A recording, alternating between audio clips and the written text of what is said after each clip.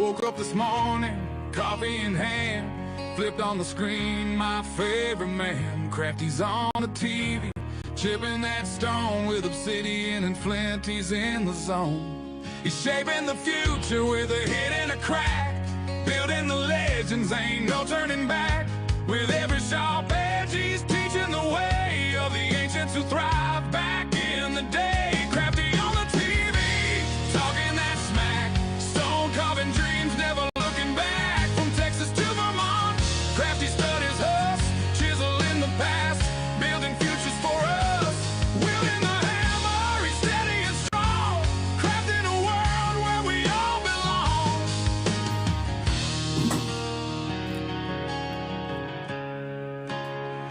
Underneath those layers of dust and grit, finds the magic every little bit.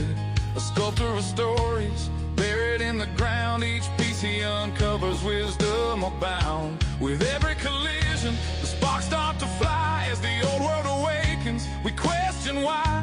He's digging deeper where the shadows play, reviving old crafts that could fade away. Crafty on the TV, talking that smack, stone carving dreams, never looking back. From Texas to Vermont, Crafty studies us, chiseling the past, building futures for us. Wielding the hammer, he's steady and strong, crafting a world where we all belong. And in this life, we're all just searching for our place in the world, a way to keep working. With the flick of his wrist, he brings forth the light. In every gray morning, he makes it feel right. So gather around, let the stories unfold. Crafty's our guide through the young and the old.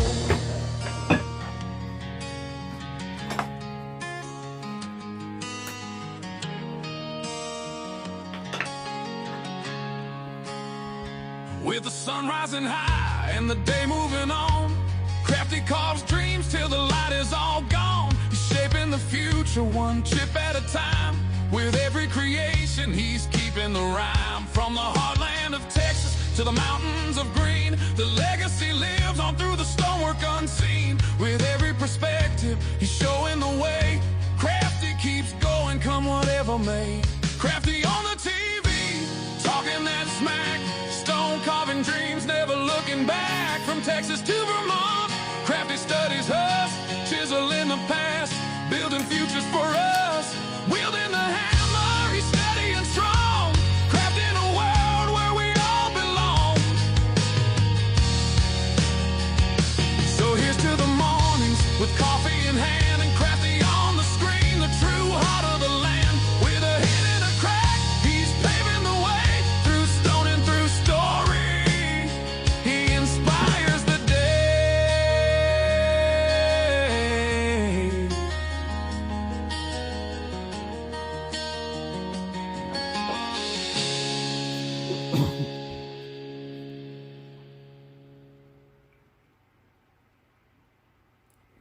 Hello, hello, it's that time again.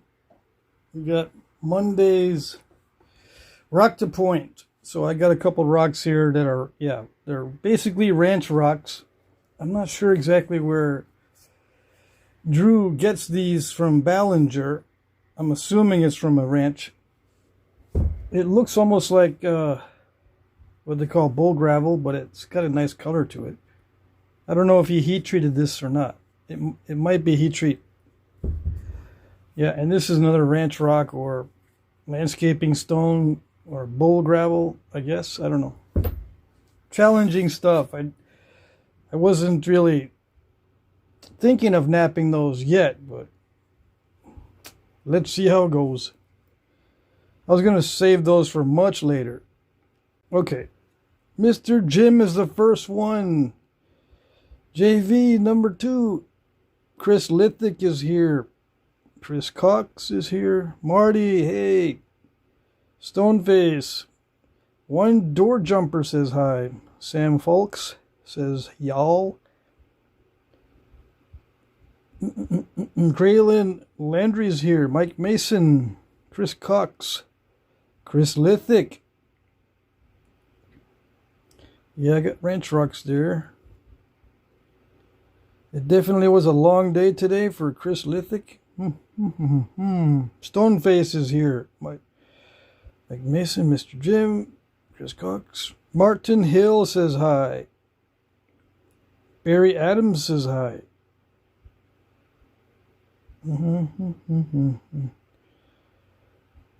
Moana Mason says hi. I saw you in the auction. Jack V9 says hi. Dakota Post says hey everybody. Bill, sup guys? Tommy Taylor's here. Hello, Hello, I am Badger. Is that hash I see on the table? No. Chris Lithic says he's going to join us in some napping. Alan Cole is here. I'm late too, so don't worry. You were sending me a donation. Yeah, you won something in the auction. Okay, so let's see what this is. Let's see what we got on the table for tonight. Okay, let's start with this one. Yeah, it's got Cortex. That's nasty, but the interior looks not too bad, except I see a crack already. I see crackages already. That's not a good sign. Nope. Nope, nope, nope. It does not look like the usual ranch rock.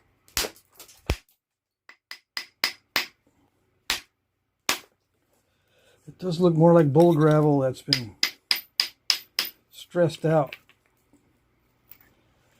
Yeah, nasty. Although I could probably get something. But look at that. Come on, come on. Uh-oh. This one looks nasty. You cannot judge a rock by its cover. Okay, so that's barely usable. If anything, I don't think I can get anything out of this one. It's got cracks all in it.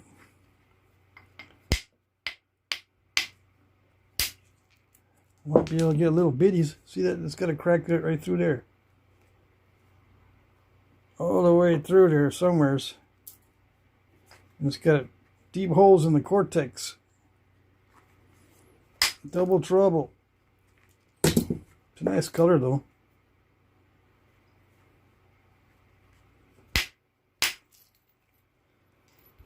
Trying to get an arrowhead out of that's going to be a royal hassle. It naps easily enough, but it's got issues. Yep. Mostly unusable.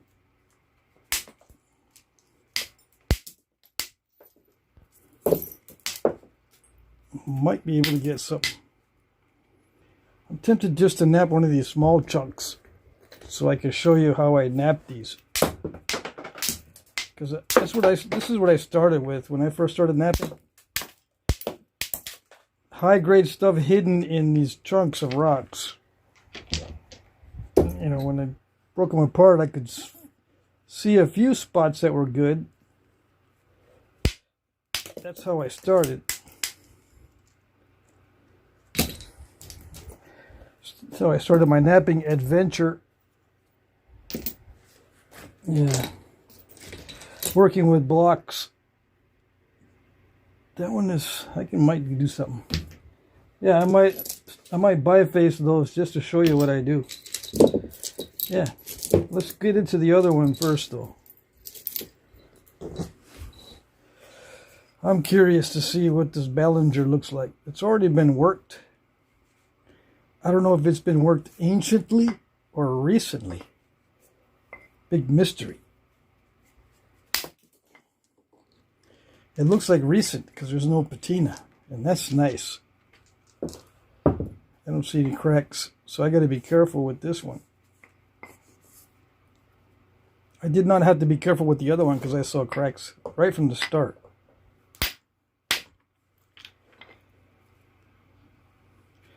That one naps good.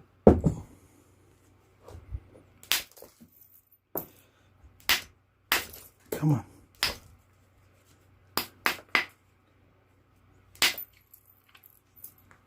Don't be not napping good after I say you nap good.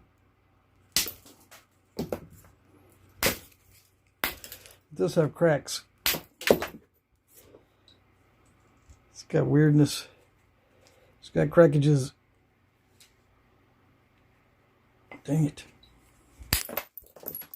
I have high hopes for this one.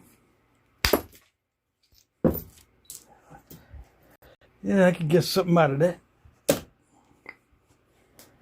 Something out of this now. Let's see. We need some big flakes. And we gotta get our flake stretcher out.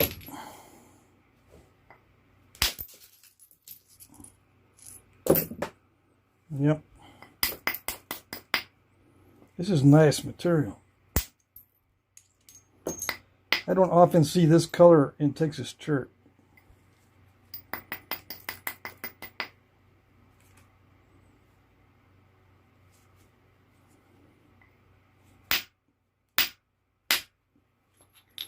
Yeah, like that.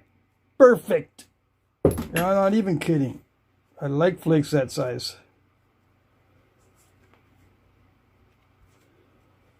Yep. I still can't tell if it's a heat treat or not. It does not feel like a heat treat. It does feel like a high-grade ranch rock, but not the translucent kind.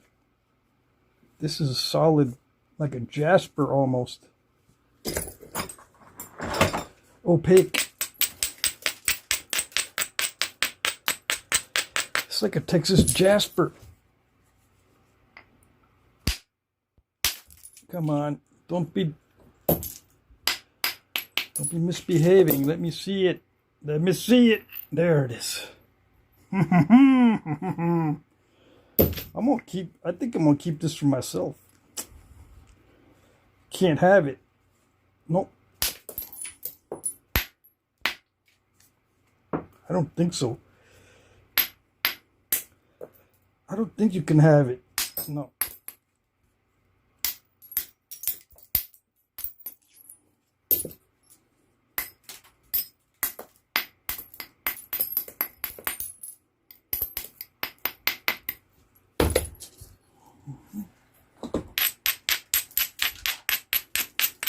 Lance McElwain says, "What's up, Crafty?" I don't know. I guess I'm just here hosing down the flowers. Yeah.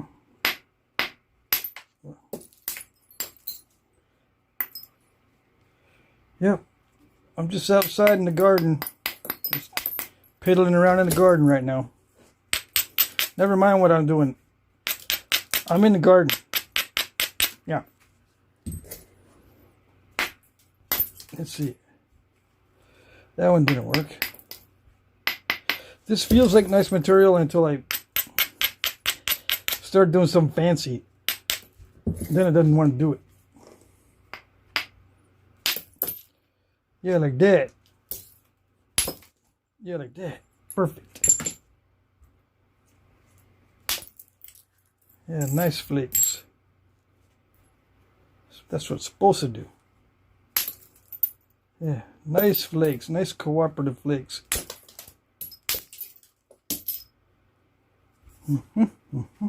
Yep.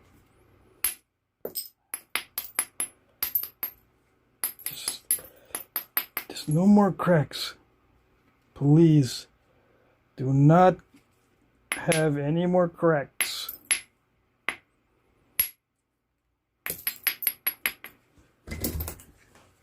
It has been a long day. Hey, Jay, Wilderness Quest Outdoors is in the house. What's up? What's up? What's up? Let's see who else. What do we got? John Clayton says hi. Littlefoot Silver Stacker. It's raining like cow pissing on a nap rock over here. Oh, dang. Let's see. Jake Seckle. Let's see. Ibatioi. I'm here now. What's up, everybody? I don't know how to pronounce your username. Who else? Who else is here? Man, how the hell did you discover this hobby? That's a good question. Yeah. I saw guys on YouTube doing it. I mean, I didn't mention before, but my dad took me to a museum when I was about 9 years old. One of the few times that he actually came to visit us in Texas or somewhere like that. I think it was a museum in Texas, and there was an actual Indian, knapping some rocks, but it was really tough. Looking back, I can tell it was really tough chert, needed to be heat treated. And my dad looked through the flakes and gave me a flake that looked like an arrowhead, or it looked triangular. So that was my first exposure to someone who was a flint napper. But I was already 8 or 9 years old. I had already made some arrowheads out of slate by that time. So discovering it was not a problem. Developing the skill of actually knapping stones into arrowheads instead of grinding them into arrowheads took a long time. And YouTube had a bunch of guys doing it. A bunch of content creators that were knappers. So I said, I'm going to join that crowd. Yeah, and lo and behold, long story short, here I am.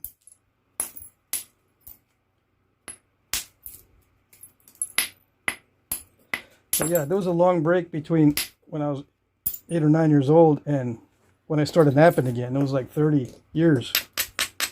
I had a 30-year gap.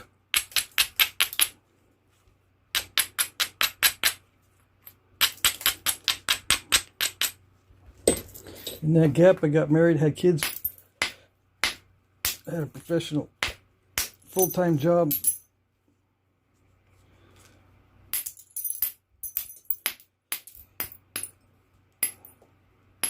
Lots of responsibilities. I did a little stint in the Army National Guard.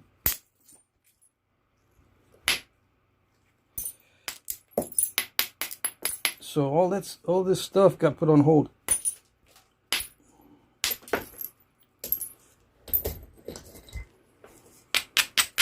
And now I'm gonna nap for the rest of my life, right?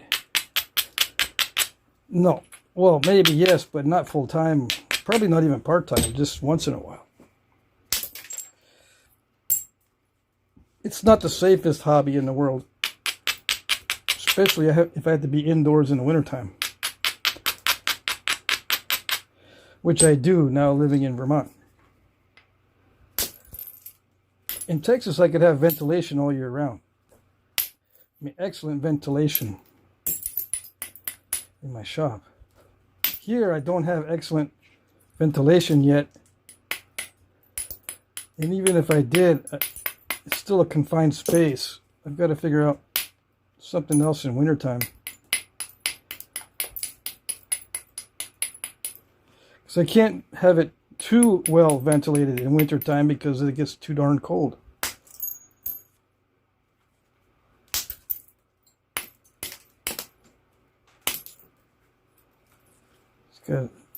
Unless I have a really hot, blazing hot wood stove or something. Might do that. I just might do that. Build, well, I don't know if I'll be able to do it this year. Build a shed that I can heat with a wood stove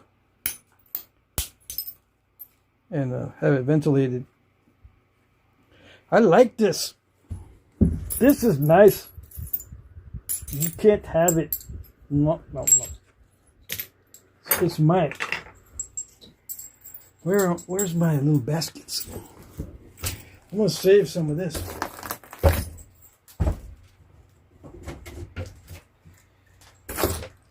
I've been looking for years for jasper like this from Texas. Yeah. For years. I've seen some artifacts made of stuff similar to this, and I'm saying to myself, I'm going to get that tomorrow. I'm going to look it up and see if I can get it. Because it's all it is yellow jasper. What's so hard about getting that in Texas? What's so hard about that? You know, maybe a little bit of browns and greens in it. What's so hard about that? 15 years later, finally get some. And there's no way I'm going to give it away. Nah. So I'm not going to sell it either. I'm just going to have to use it for special videos. Yeah, special videos. That's it.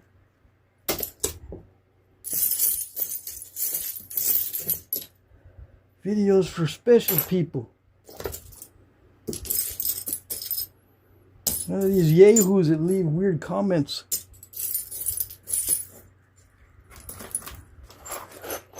I said I was going to start banning people, right? I think I'm going to start banning people for those weird comments that I get sometimes. So I can start making some cool stuff.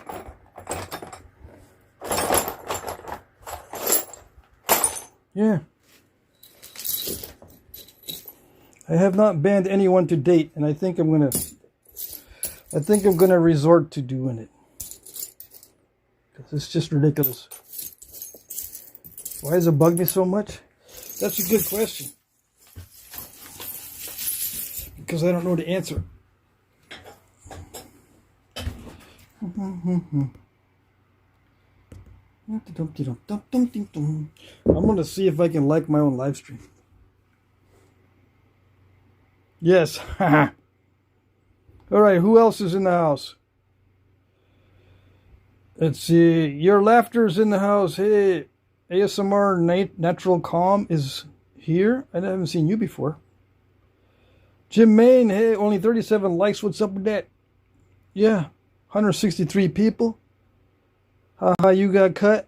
Where? Yeah, I got cut on my thumb. I got a little boo-boo, okay? Haha. You got a big laugh. Let's see. Bill says, yeah, I got a few staves. I'll be baking soon. Harvested arrowwood sapling recently. Awesome. Stoneface says, shop vac hooked up to a litter box. What? I don't know. I'm just going to start napping. I don't know. I don't even know if I should be reading this stuff. Let's turn to God. What are we doing proselytizing in the comment section? What are we doing? Hey, Ed Gould is here. Who else? Who else? Anyone here do self bows, hunting? I bet you there is. Oh yes. I bet you there's at least 3 or 4. Cooked with Andrew says hi. I don't think I've seen you before. But who knows? Not me. I don't know, because sometimes my brain doesn't work. Sometimes. Okay, fine. It doesn't work. Let's see. What was I going to do? I was going to switch to a smaller bopper so I can do this. Biface something like this to see if I can make a little arrowhead. It's a rock to point challenge tonight. On Mondays, I do rock to points. Yeah.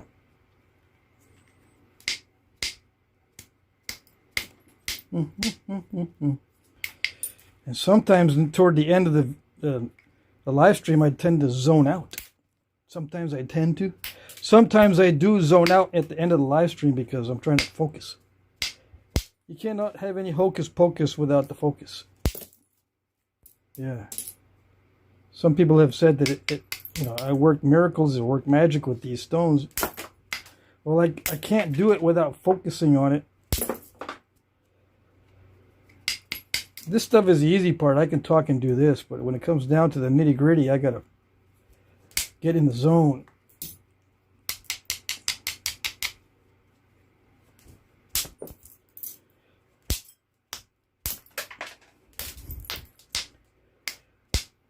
This reminds me of my good old days. When I first started napping, I would do this. This is what I would do. I'd sit there and biface these little ones from landscape stones. Yeah. I can still make one out of that. A lot of times when it breaks like that, it means it has some kind of defect. Because it's unexpected. That's unexpected breakage technology. It's very similar to step fracture technology, but it's called unexpected breakage technology. Yeah. UBT. You never heard of UBT? Yeah. Let's write it down. Here we go. UBT. Hopefully that doesn't stand for something else. Unexpected breakage technology. Yeah. So, we're going to find a point in the book that I can make something of this size. Okay? No, not that size. It's got to be big. Like, you know, what's up? Why don't you just make something out of this? Like Clovis or Folsom or Cumberland. Yeah, I think I'm going to ban those guys. I'm going to ban you. You're going to be banned. I'm not going to put up with that. Oh, one of these. Bulber stemmed. Bulber stemmed? Yeah, see? I can make a bulber stemmed. Look how tiny they are. Look how tiny they are. They're so cute. Yeah, that's what I was thinking. I got plenty of stone to make one of these. See that? Look where they're from. I don't think that's where Ballinger is. Let's go over here. Let's see if we can see. I think Ballinger is like more central. So these are arrow points.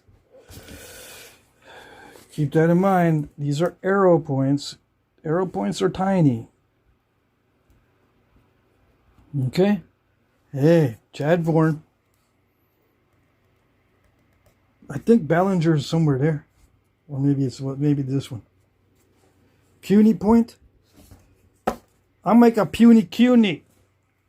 Yeah, let's make a puny cuny. Because some of them are very delicate and got nice little barbs on them. See like that? See like that? Like that? Yeah, let's make a little puny cuny like this one.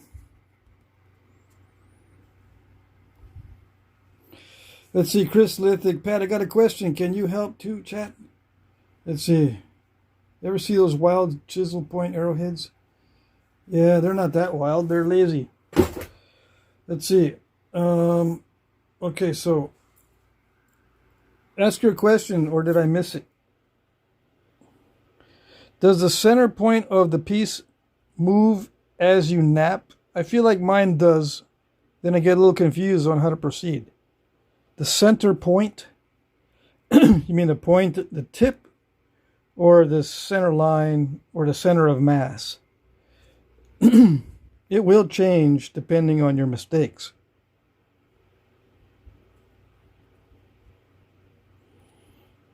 If it changes and you start developing a curve or something like that, you got to straighten it out.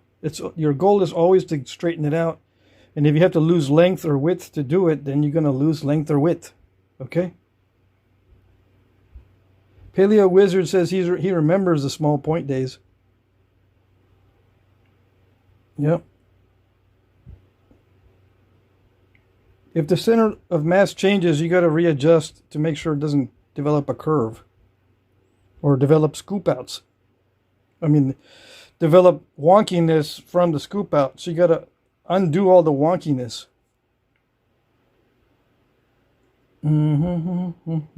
AG? No AG points.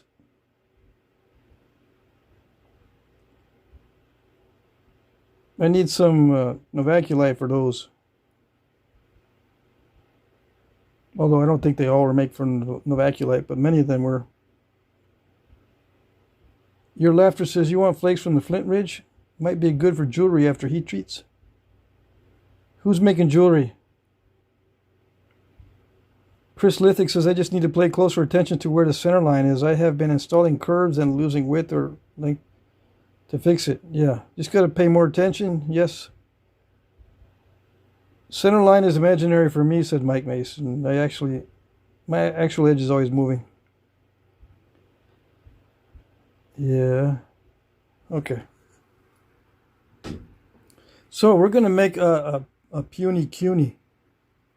Yeah. And that's so small that I've got to take the gloves off. Yeah, some people remember the good old days when I first started making videos. I made some small points. I can stay that one. I keep looking at that one saying, I need to save it, need to save it. Don't throw it away.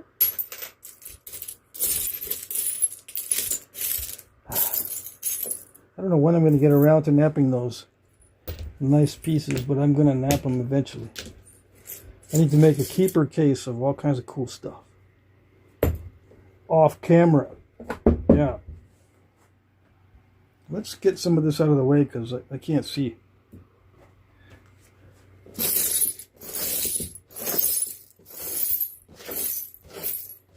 Need a good background for the video. Yes. Yeah. All right, so what are we going to do? We're going to use a small diameter flaker, 5/16 inch diameter. We're going to do a lot of indirect percussion on this little puny. Oh yes. And the glove interferes because no gloves fit me perfectly, and there's always some room in the fingers, so it gets in the way of the napping when it's this small. How did they used to do this back in the day? Anybody? The answer to that question is always a lot of pain and suffering. If you can't figure it out right away, how they used to do it, then the answer is pain and suffering. If it doesn't seem obvious how they did it back in the day, then they did it with lots of pain and suffering. I mean, it's pretty obvious. Lots of practice, lots of pain, lots of suffering. Lots of disappointment, lots of people that don't want to do it. Lots of people that speculate and watch. And you're going to develop spectators. Whenever you're doing some kind of handicraft, there's always spectators. And they always seem to know better than you how to do it. That's part of the pain and suffering. Oh, yes. Not everybody was a nice guy back in the day. These days, we have nice guys attend the nappings. But back in the day, you probably had someone looking over your shoulder going, hee, you can't do it. What are you going to do about it? You going to call 911? While you're napping, I'm going to steal all your stuff. What are you going to do about it? Yeah. So busy over there napping, I could just grab all your stuff.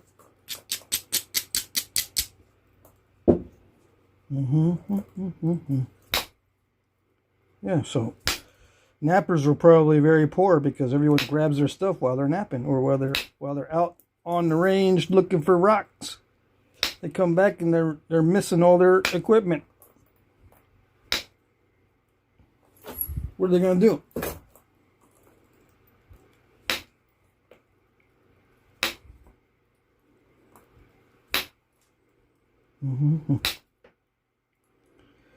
Oh, this is napping well.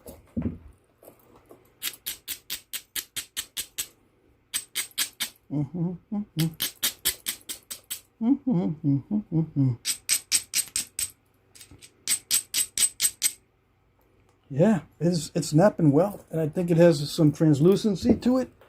Added bonus. I didn't think this was all that translucent. It's some of that stuff, that's why, right? It's some of this first rock that is kind of translucent. Yes? Yeah, see? Can't see? Yeah, can't see. Oh well. Yeah, my brain's running on fumes. I did a lot today. So, if I peter out, that's the reason. I did too much today. Haha, that was good. And no, I'm not going to make a mini Clovis. Come on, you can make a little mini Clovis. It's not going to take up a lot of space. It's not going to take up a lot of room, and you're not going to waste a lot of material. Just do it. Little mini Clovis, yeah, because you want to see a nice one. Not no lame Clovis. I know how it goes. I know. I'm not going to do it. No, I don't care.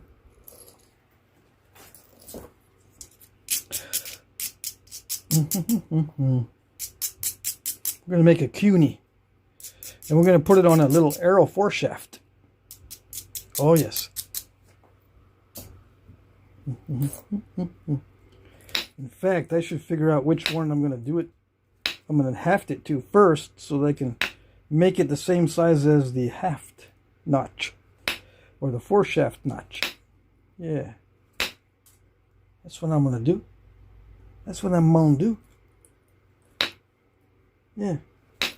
Let's see. I got my arrow foreshafts right here. It's going to fit in there. See, this arrow foreshaft. Going to fit in there.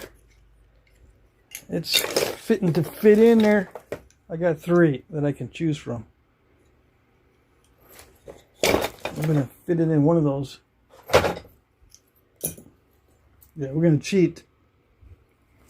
Because we're going to assume that we're a hunter that's got 3 different styles of foreshafts for different arrows for different animals. Okay? Alright. We're just going to pretend that we're back in the day. And we took these foreshafts with us so that no one steals our stuff when we're gone. Yeah. Because nappers, they're gone for long periods of time looking for rocks. Days and weeks. Yeah. So you got to take all your stuff with you. Yeah. People steal stuff back in the day. Sometimes you're gone long enough, someone steals your wife and kids.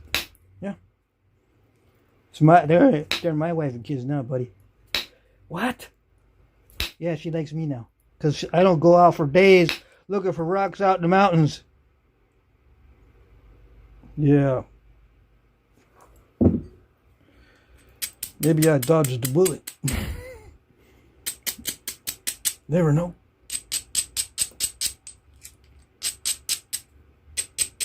Anyways, how is this coming along? This is coming along pretty good.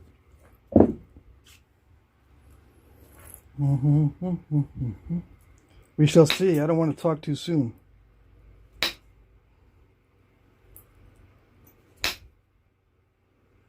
Let's see.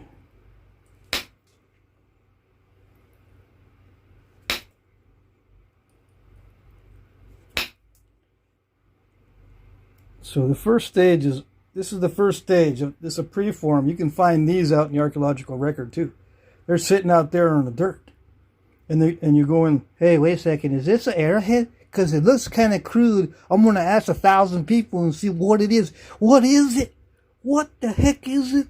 It's some kind of miracle that we can't figure out what it is. That's because it's a preform. That's because it's not anything yet. Okay? They just leave these for later to come back to it. They make a bunch of bifaces. Like I can stop right there, come back over here, and make another one of those out of this, make a bunch of bifaces, then save them up. They're not as heavy as these chunks, believe it or not. But we'll save you the misery of having to watch that process, and I'll just continue with this. Okay? All right.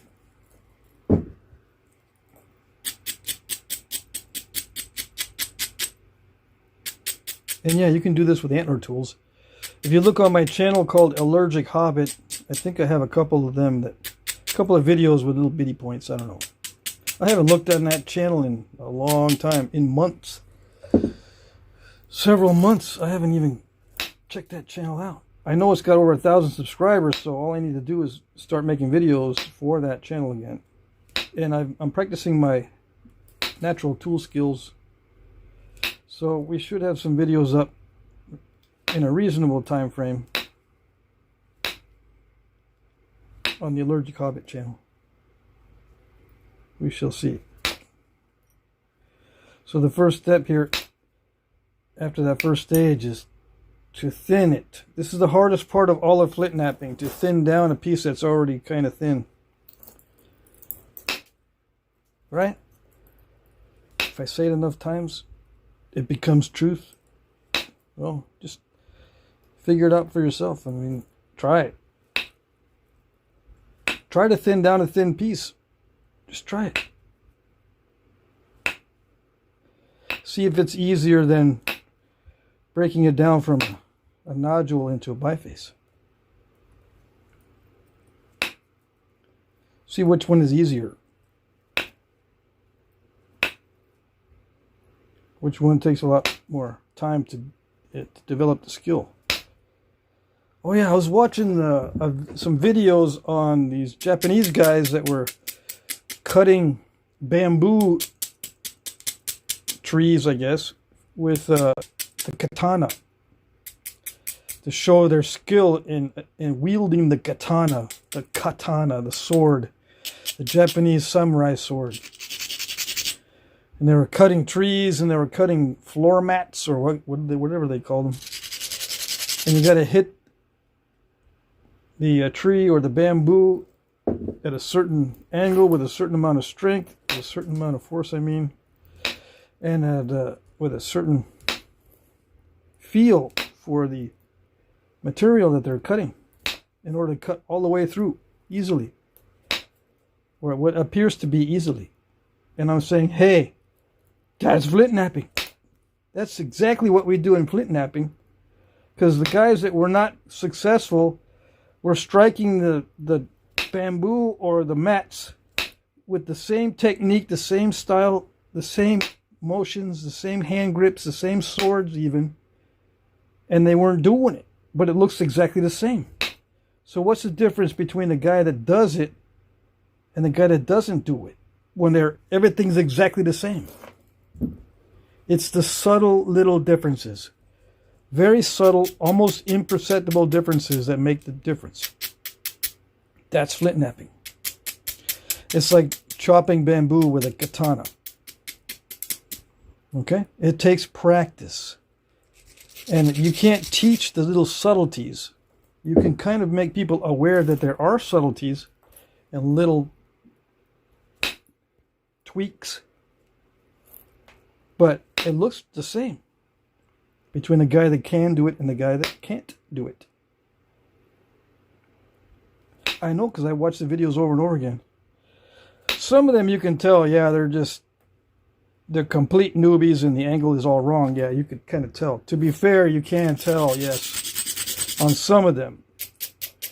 But the ones that cut halfway through, their technique is pretty much the same. They just didn't get all the way through it. And it looks exactly the same. So what was the difference? Sometimes there's a slight bend in the sword. Their sword is not perfectly straight. And I didn't realize that those katanas can sometimes be a little bit out of whack. Yeah, the steel is flexible, right? So sometimes they can get out of whack. Especially if you're cutting trees with it. So there was this one video, I saw a master with the katana take the sword from the new guy, and he looked at it and he says, yeah, or he didn't say anything, he just put it on the ground and bent it against the ground and his foot, and looked at it, put it down and moved the sword a little bit, looked at it, moved it again. So, okay, now it's ready, and then slice that bamboo. See, little subtle difference in the curvature of the blade made a difference. That's one of the obvious ones. Same with tools. Little bit of subtle differences in the tool tips can make a big difference in the way that the flakes travel.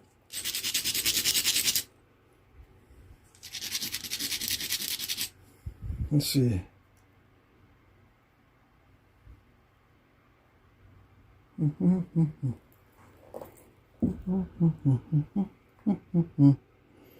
All right, so we've got past the preliminary thinning. Now it's the final thinning. Did I see a super chat? Hey, Aaron is here. Super chat $4.99. Let's see what it says. Is there any comment attached? Let's see. Nope, no comment attached. Thanks. Thanks, Aaron. Let's see. Anubis Doberman's here. Your press says hi. Let's see.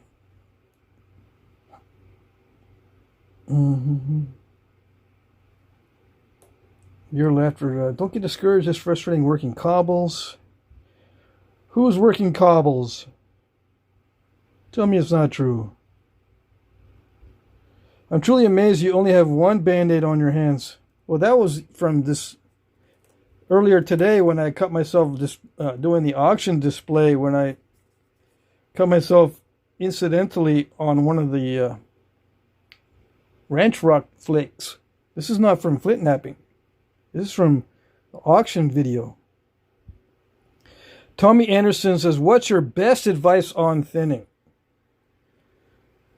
Don't break it. Don't break it. That's my advice. That's my best advice on thinning.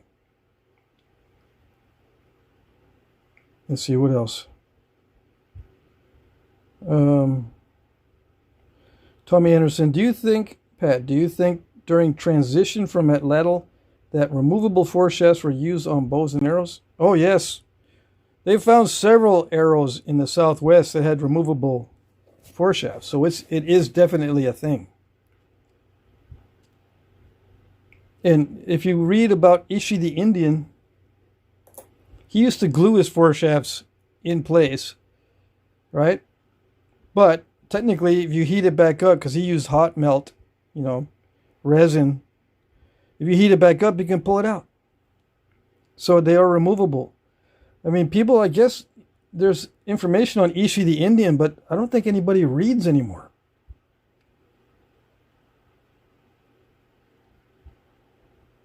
I already know what I'm going to make. It's going to be a puny cuny.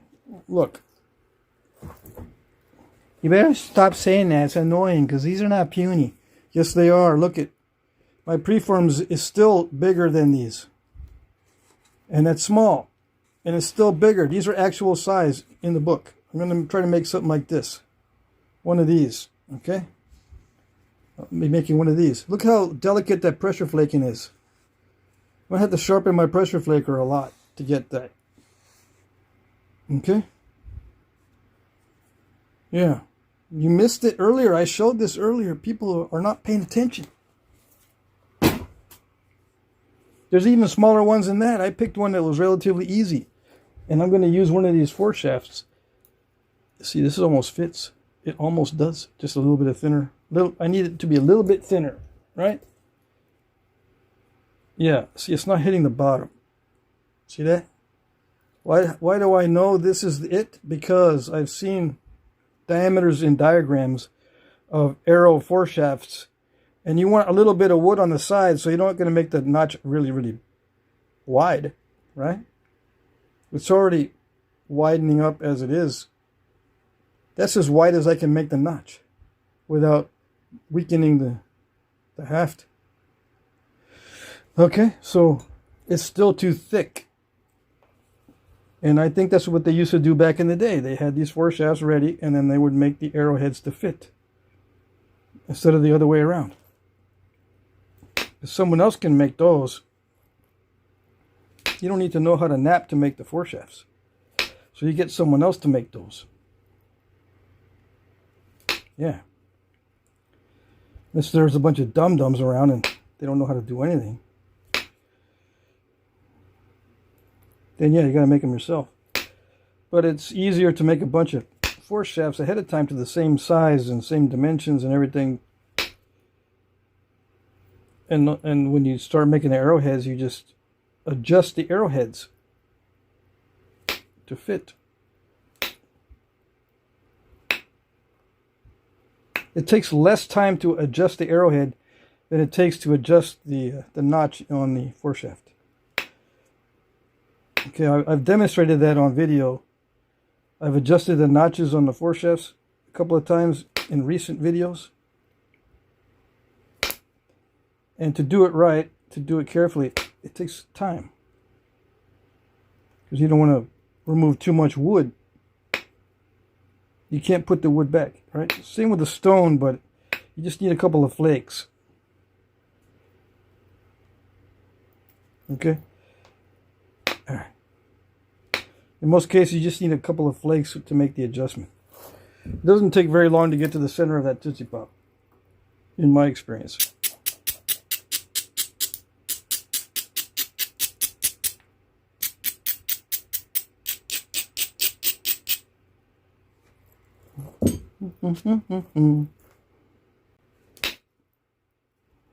Come on. Yeah, we're doing it. Trying to do it. There's a little crystal pocket right in there. Little crystal pocket. So yeah, I guess people are amazed that I don't have a lot of cuts when I do this. I've been doing this a long time. I used to get a lot of cuts. You need to go back 15 years or 14 years or whatever it is to some of my earliest videos and see my cuts. Yeah. I know who's not been watching my early videos when they ask questions like that. They probably the first time they ever see my channel. And I got thousands of videos. You know, I'm not even bragging or kidding. Yeah, got lots of videos. Where you guys been? On someone else's channel, obviously. Okay, so this is going to take a little while because I'm going to need to thin this a lot. Yeah, okay. I still need to thin it a lot.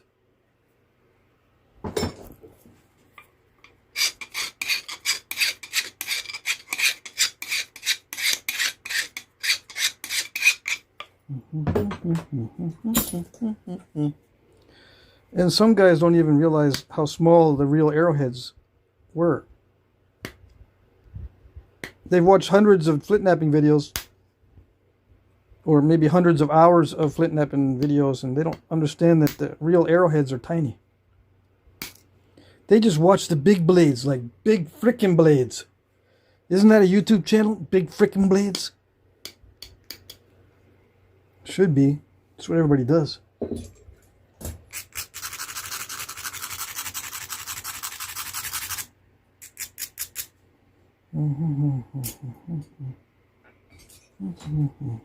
What's this, indirect and shirts or a bad combo?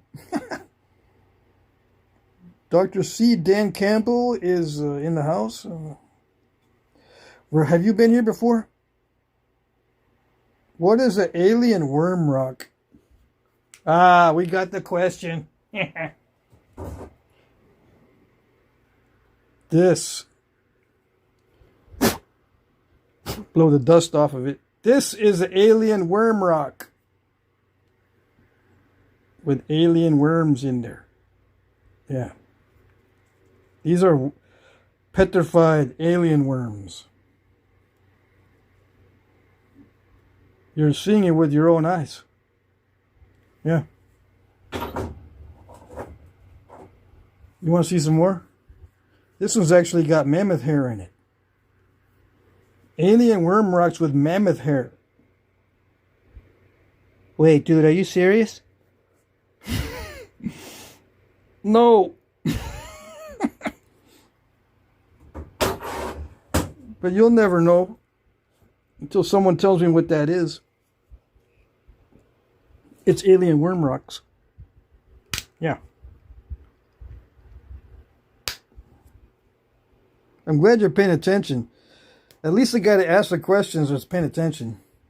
But what I'm surprised at, he didn't say that step fracture technology was messed up. He didn't go, wait a second, step fracture technology is not a thing. That's messed up, dude. Bro. See, he didn't say that, did he? He's like, what is alien worm rocks? Because I know anything that has to do with aliens, all of a sudden, bing, the ears pop up and they go, wait, aliens? For some reason, Flintknapping attracts the people who are interested in aliens. Tommy Anderson, no, Pat, I found tiny points along Texas coast, hill country, etc., but finding in a woodland camp seems fairly rare. Really?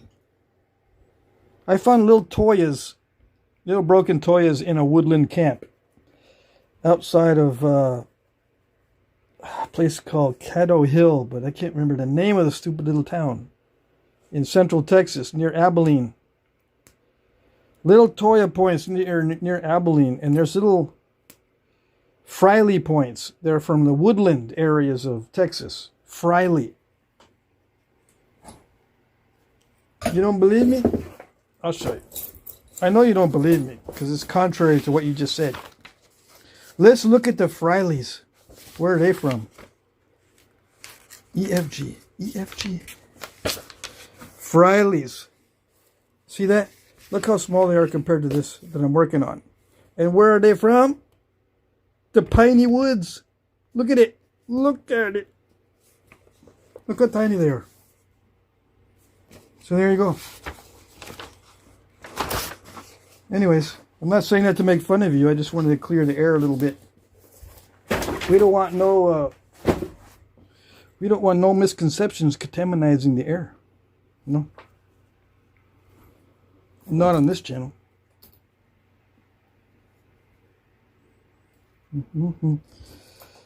Let's see. Shout out for Mariah, please. We're near Caddo Lake, Texas.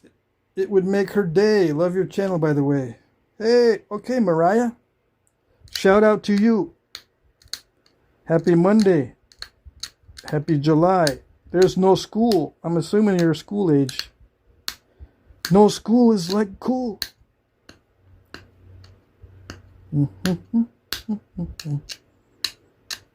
Yep. Tommy Anderson says, I just haven't been on woodland period camps, I do believe. I guess not. Yeah. Woodland can mean two things. The environment or the time period.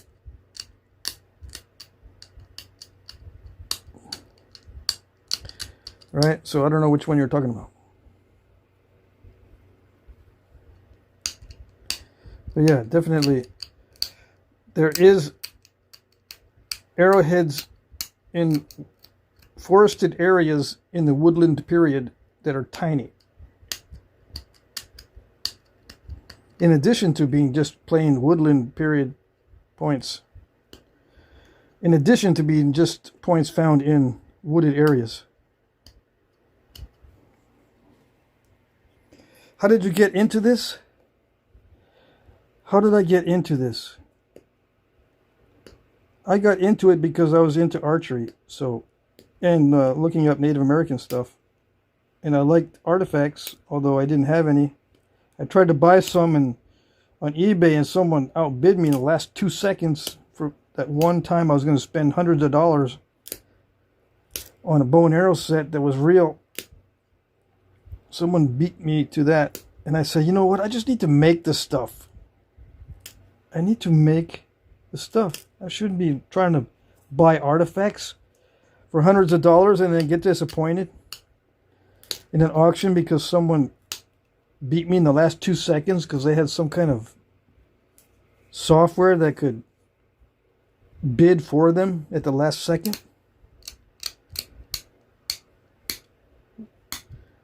That's how I got into it seriously. But the first time I got into it, I was a little kid. I was 8 or 9 years old. Or no, I was 7 or 8. And then my dad found out that I was interested in that kind of stuff. So when we went to go visit him, he took me to go to a museum to see Native American artifacts. And there was an Indian there knapping some really tough Texas rocks that needed to be heat treated. But he was still trying to knap them. And that was my first exposure to Flintknapping. And then a period of 30 years went by, and I got back into it. After 6 children, a professional job for many years, in corporate America and elsewhere. Yeah.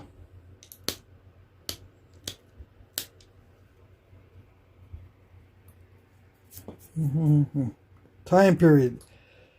Tommy Anderson. Time period. Sifting sands along the San Antonio Bay, I find tiny points, some half-inch. I see. Go inland a little bit. Let's see. What time period does this say? See, this just says late prehistoric to historic. For the CUNY, these little ones. They're inland a little bit. But the Frileys, let's see. I don't know if EFGH. I don't know if Texas uses the term woodland.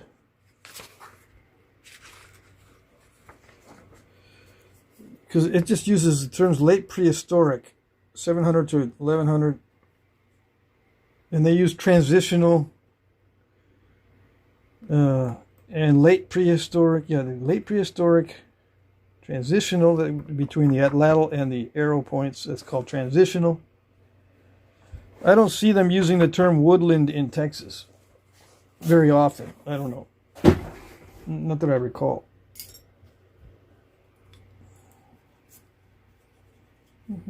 Where can you find a book like that? They sell them on Amazon.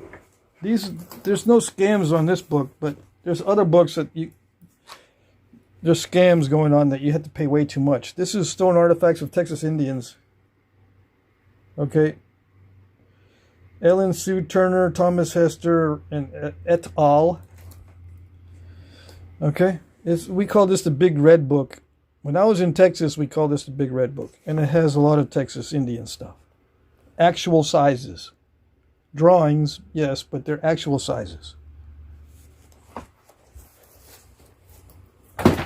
You can get them at any bookseller. I guess nowadays, these arrowhead books are pretty popular. So you can get them everywhere. And if you prefer Amazon, just go to Amazon. You can get them at Barnes & Noble too, I bet you. There's another book that you can get also that has more arrowheads from different parts of the country, but you don't want to know that book. Corey Pittman, you're the man. I grew up in northern Oklahoma around Grand Lake. In the rivers, creeks, and streams, I've seen a lot of small points and some oddly shaped and others largely unfinished. Yep. I've seen them too. Maybe not in Oklahoma. But in Texas, yeah. One of my buddies from Texas has an awesome collection from Monahans, Texas. That's in the west side of Texas. Bunches of little bitty points.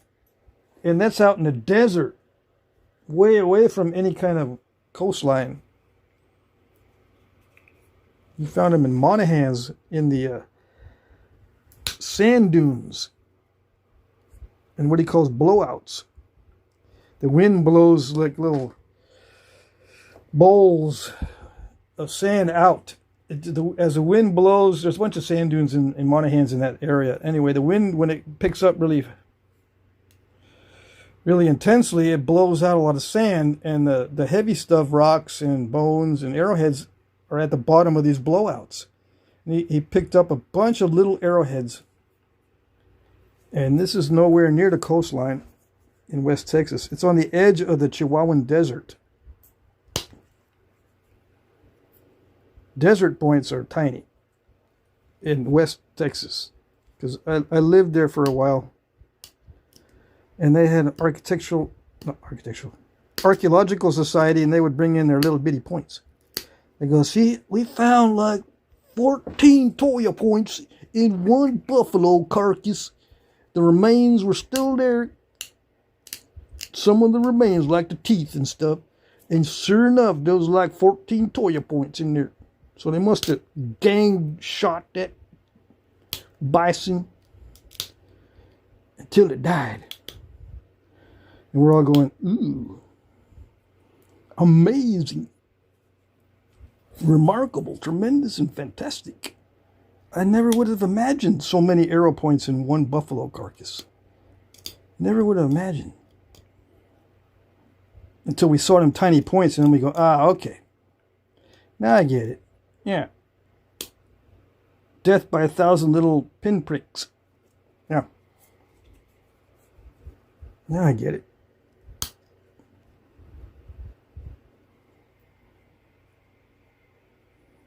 AM Outdoors says Eagleville Knapping was awesome, by the way.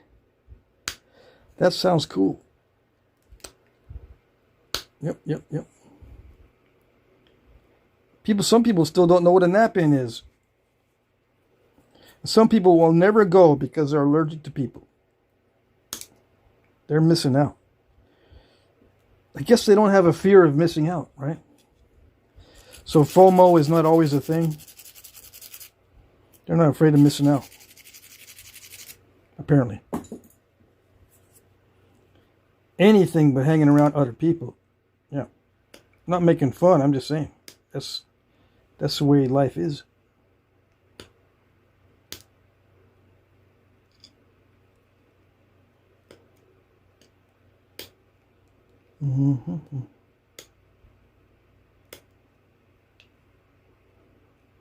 Hold on a second, I gotta get in the zone for this.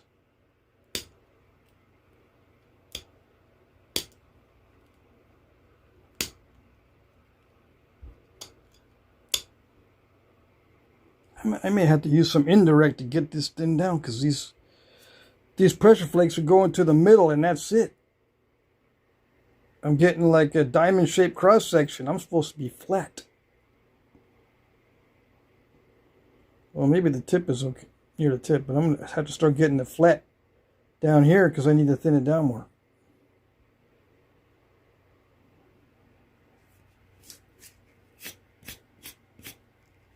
Dusty says, do you throw these in creeks for people to find? You should. Yeah, if I was a complete dork, that's what I would do. If I was a complete dork, I would recommend people do that. And I would do it too. Wait a second, are you implying that I'm a dork by saying that? Yeah, but I'll give you the doubt. I'm gonna think that you're just kidding. If you're not, you know what I'm getting at.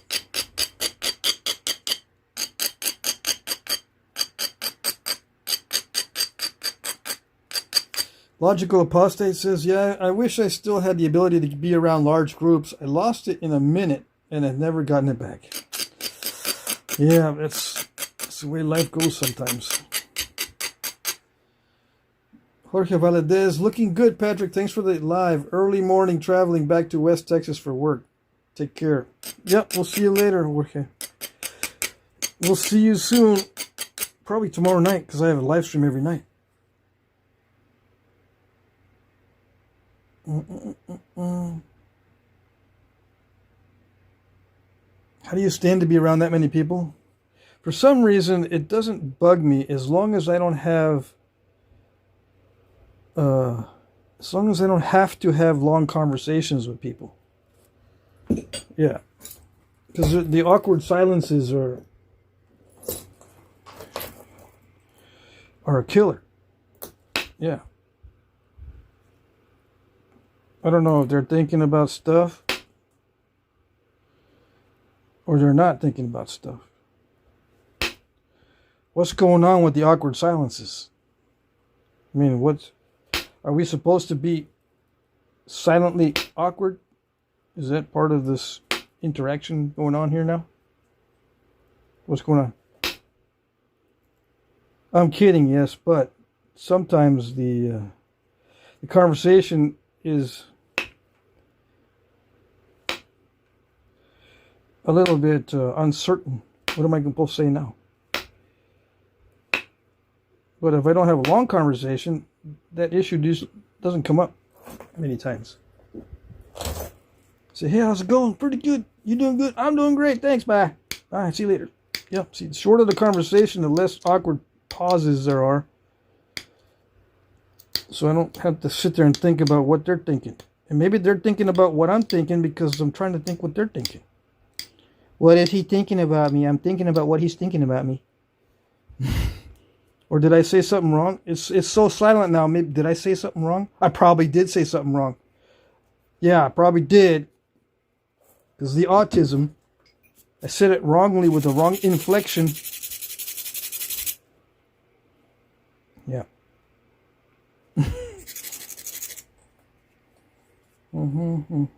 Alan's going to bed. Bedtime. Tommy Anderson says, along Cibolo Creek I found bison teeth, camel teeth, and a 4-inch something or other. 4-inch beaver tooth and new bronfills. I still have a thick knife about 3 inches. In a bone handle. Dang. In a bone handle. Wow. Yeah, it's rare to find the handles. Sometimes they're not the handles though. Just gotta warn you. You can find a piece of bone with something. It doesn't mean it's the handle. I've seen some. I say some. I've seen one display with a point with a handle, and I said to myself, no. I mean, it's found in proximity, but there's no way that is the handle for that particular piece. No. They think it's a handle because it's next to it.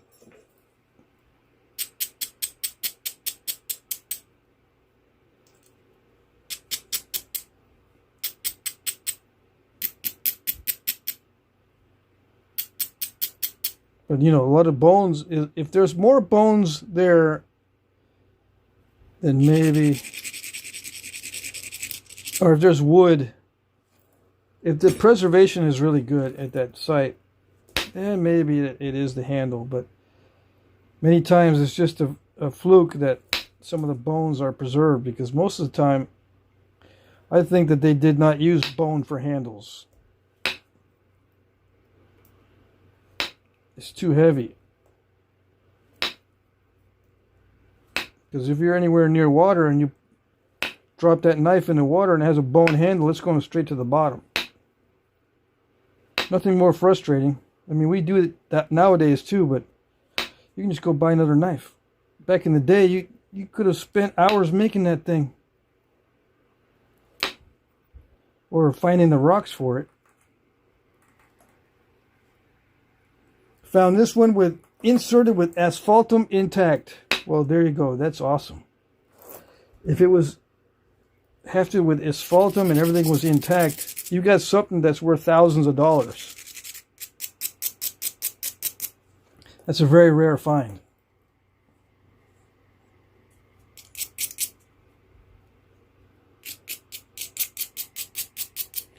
Hey, Eric is here. Blanco E25. How's it going, Eric?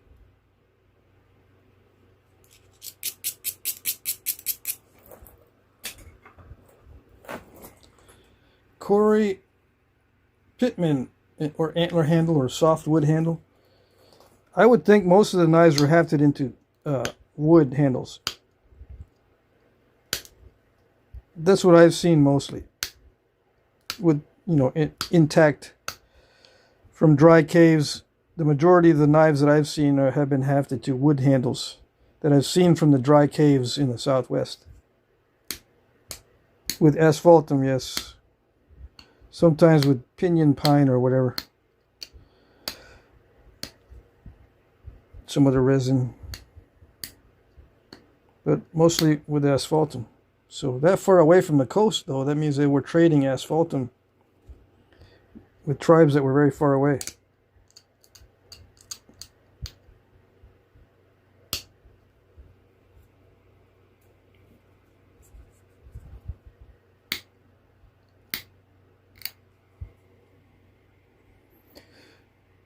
Eric says, what would they use out here far west Texas for handles? Mesquite, creosote bush, any dense hardwood. There's desert ironwood. But yeah, mesquite probably is the most common thing. Oh, pinyon pine, or wood, I think around Cattle Lake, maybe yellow pine. Something like that, yeah.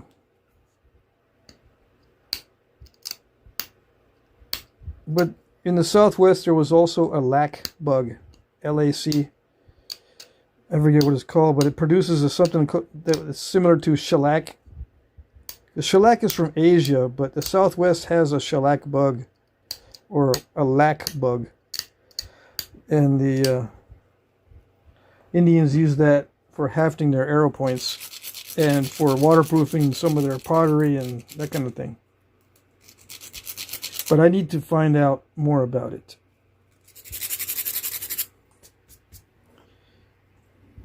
Yeah, asphaltum was used far away from the coast. Back in the day, I think you could find, literally tons of it on beaches, because it was washing up from natural deposits in the ocean.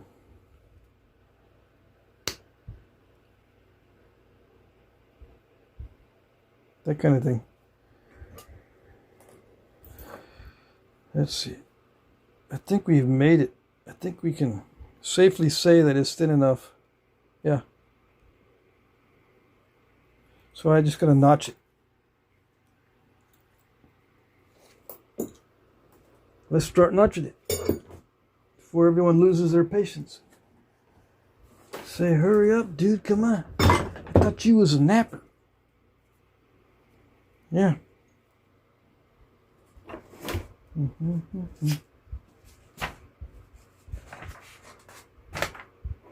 So we're making this right here. So Korea Laka shellac bug. Yeah. There's one in the southwest.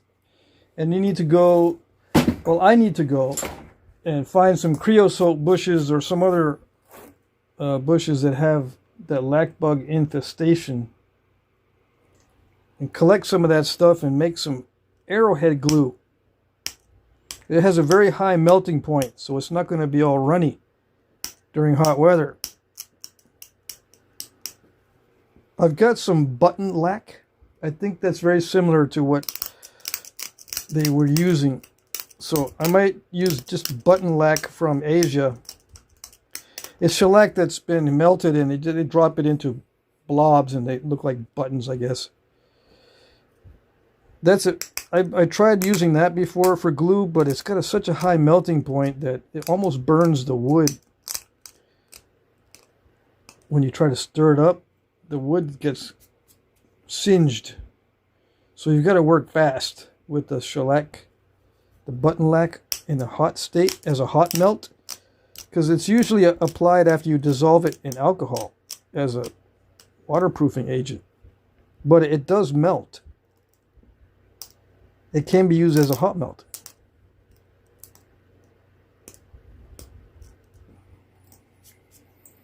Corey Pittman says, I'm here for the long run. I imagine a lot of people's long ago may or may not have taken the time or maybe been rushed, depending on what season or what's happening. I'm no expert, though.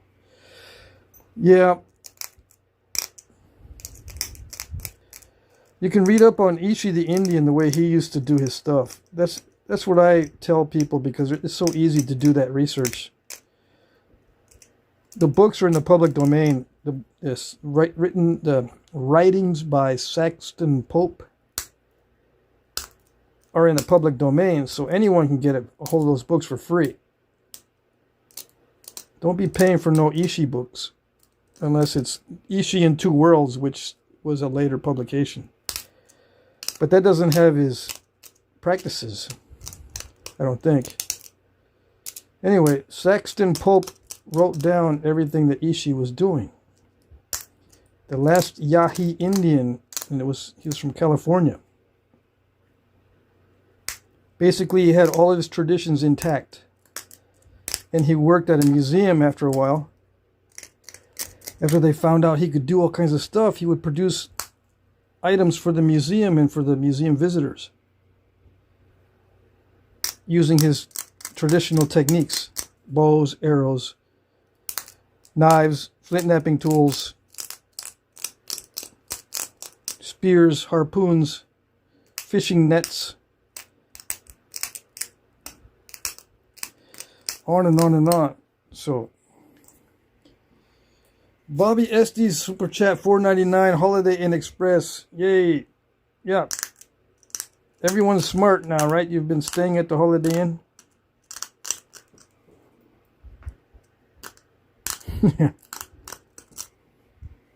Are you using them for hunting?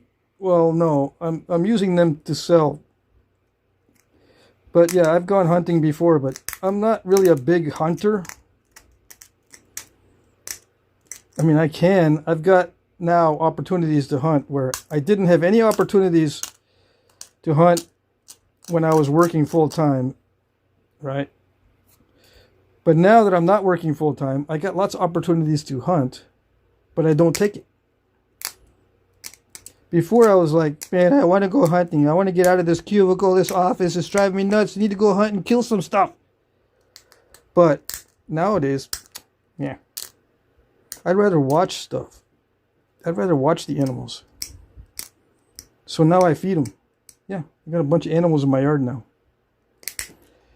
I got foxes, groundhogs, squirrels, skunks, opossums. And I haven't even begun to keep track of what birds I got in the yard that I feed. Oh yeah, I put out sunflower seeds. Some of the birds like cat food. Almost everything likes cat food. It's amazing. What is it with cat food? Does it have like crack for animals or something in it? Because everything likes it. Yeah, it must have crack for animals in the cat food. The skunks eat it. The opossums eat it. The foxes eat it. The birds eat it. Especially the starlings. The starlings are messy though. One of these days I'm going to get a starling trap because they're invasive species. I can trap as many as I want. See, my favorite hunting is to go after invasive species because there's no bag limit. There's no time of day restrictions. There's no weapon restrictions, unless you're inside city limits and you have only limited options, like you can trap them and that kind of thing. That's the kind of hunting I like, when there's no restrictions. The heck with all these other restrictions and tags and bag limits and all the other nonsense. Yeah, that's the way I look at it. Yeah, I'm not a big hunter, so I'm not going to take these out hunting. Not when I can make like 20 bucks. Yeah, and someone actually appreciates these things. And they go, yeah, let's display these. They're so cool. And if I keep them, I'm just going to put them in a box. Because for me, it's like, now that I know how to make them, it's almost like, meh. Yeah, okay. Yeah, it's kind of cool. Yeah, it's arrowhead. Yeah, I made it. I went through a little bit of suffering. I remember that rock was nasty. So, yeah, no big deal. And I'm not even kidding. Sometimes I enjoy the process. Sometimes. But usually it's like, it's just kind of relaxing in some ways. It occupies the brain. But relaxing? Only when it's easy. Like, that's a bummer. I tried to run a flake and it step fractures right there. It's not supposed to do that. It's annoying. And I'll put this in my keeper case. Let's say I want to keep this. I'll put it in my keeper case and I go, I remember that little booger head. That base gave me some trouble. Yeah. Can't stand that one.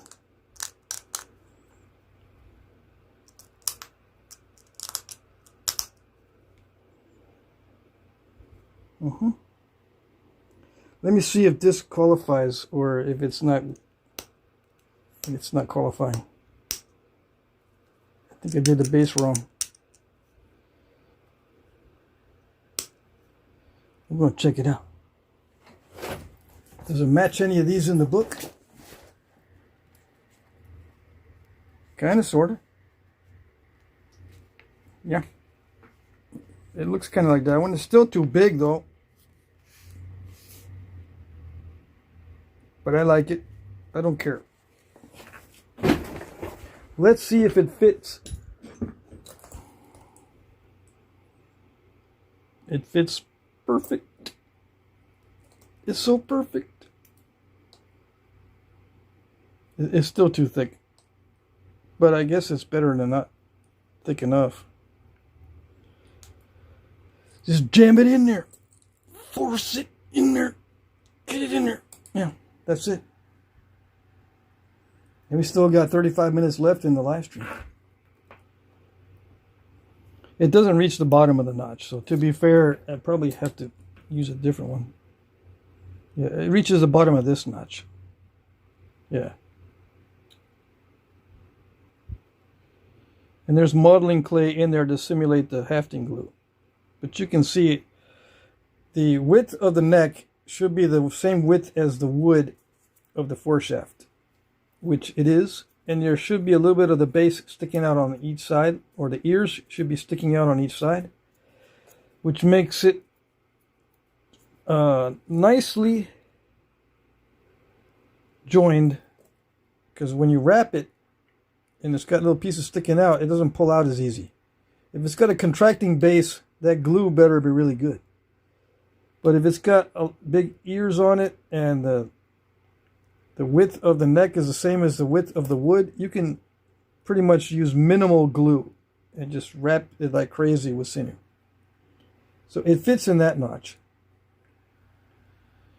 Chris Lithic says, "You killed it, Pat. I'm going to grow up to be just like you. Can you half that with real glue?" Just asking. Not right now. I don't like using the fire inside my shop. This is a plastic building. I like to use modeling clay to demonstrate. Besides, if I want to sell this point, I don't want that hafting glue stuck to it that I have to, chisel out of there. I don't want to have to heat the stone up to get the hafting glue out. That's what I have to do. If I use real hafting glue, like the asphaltum and stuff, it's got a high melting point, so I run the risk of heat treating the stone. Let's see, where is it? I'll just show you what I got. See, this is real asphaltum mixed with gum base. This is asphaltum that you find on the ocean beaches in the natural state. It's very brittle. Okay? You warm it up and it gets all bubbly. You wait for the bubbles to calm down, and then you add some other stuff to it, resin or gum base. In this case, I use gum base on that one. This is an artificial glue. This is regular hot melt resin mixed with, I think there's a little bit of pine rosin mixed in. And what else did I put in here? How did I get it dark? I think I might have mixed in some lamp black. Lamp black is basically soot, and you can find it at artist supply stores or online. Lamp black. I think that's what I mixed in with this natural hot melt. Not natural, artificial hot melt. This is just the glue sticks. Anyway, this is super sticky. This is like the super glue of the hafting world. Modern. This is modern stuff, though. This is ancient. This is the ancient stuff. But I don't want to get that on the arrowhead, because then I got to heat it up too much to remove it. But I will haft it on video. Yeah. Why not adding fiber with those resins? Because they don't find fiber with the resins in the archaeological record. That's why. The fiber with the resins is something new that people are just invented on the internet. That's part of internet culture.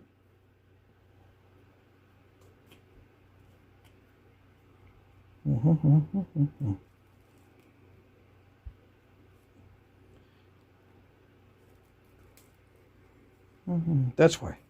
But people don't like to hear that, so I usually just say, because, it was not done back in the day. And then they just go, "Yo, shut up, I'm going to change the channel. Goodbye. See you later. I don't agree with you." And, yeah, I dodged a bullet. I'm glad that they go away.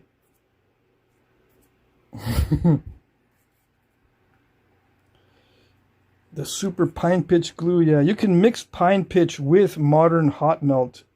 Those clear glue sticks. You can mix pine pitch with that. You can mix anything you want in there with it. You can mix charcoal if charcoal is your bag, you need charcoal. That's part of internet culture. You don't need charcoal in the glue. But if you can't stand it without it, then add charcoal to it. I don't care. Just don't tell me that it's based on historical examples. Again, you find out what Ishii used on his arrowheads. You should be able to read up on that stuff. I mean, a lot of you guys are still young. You're like 10 and 12 years old, so you might not have access, or you don't know where to find those books. But if you're 30 or more, you don't have any excuse. Chris Lithic says, I want to be historically accurate. Okay, well then, what are you using for research? What AI are you using for research? Are you just using Google? Google's AI? You might want to invest in a subscription to a a better, more informative AI than Google. But you can look it up according to your region, like whatever region you're trying to duplicate. It might tell you. Marty YB's back. Yeah, what region of the country are you in, Chris Lithic? I can sometimes I can tell. I can tell you what they used.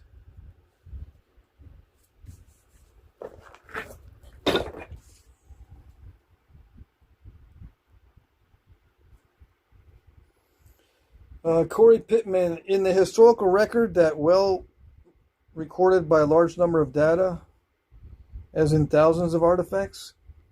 Yeah. There might not be thousands of artifacts covered with hafting glue.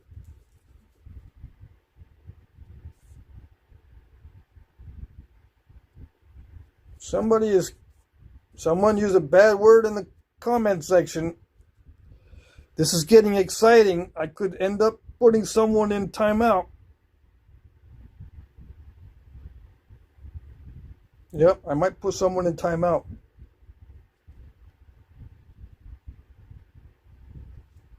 Where's my moderators? Or do I get to do it? Do I get to do it? Let me see. Where's my other phone? Keep going. I don't want to. Let's see. Yeah, he's still there. Don't leave. Give me a chance to put you in timeout or ban you or something. It'll make my date. $9.99 super chat. Somebody give me a super chat. Chris Lithic. Awesome. Thank you. Thank you. You killed it, Pat. I'm going to grow up to be just like you. Okay. I read that already. Thank you. Thank you. Mm-hmm.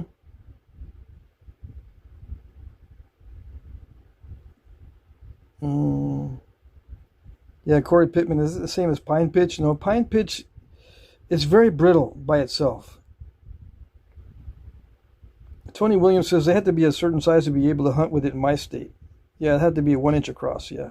That's pretty common, or it used to be common in many states, but in a lot of states they have relaxed the stone point requirement. Mm-hmm.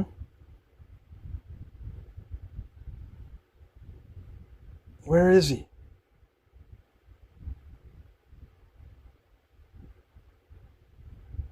Where's Kyle's comment? This Dr. Brandano, I want to be able to delete him myself. Or did he already get deleted? Where's Kyle's comment? Okay. Yeah, no, why would I read that?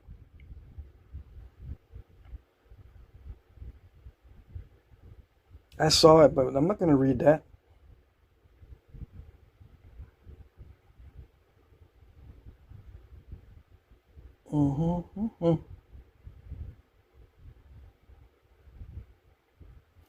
Corey Pittman, thank you for that. The writings of Sexton Pope. Have you used your own arrows with self-trad bows? Yes. I have target practiced with many different kinds of arrows because I went through a stage where I was duplicating lots of historical type arrows. or I should say arrows that are in the archaeological record. I shouldn't say historical because that implies the post-Columbian. I'm talking about pre-Columbian arrows. I've made several duplicates and reproductions that I've shot through bows of the type that they were shot through. Yeah, I like to make Native American style bows also, not just the arrows and the arrowheads, and test them out. And I know how to make sinew strings and rawhide strings. I've made some plant fiber strings, but the only ones that I found that hold up with the materials I have are the sisal strings. You know, you have to unwind the sisal twine or the sisal rope and then retwist it. The sisal strings are pretty tough, but you have to keep them slightly damp.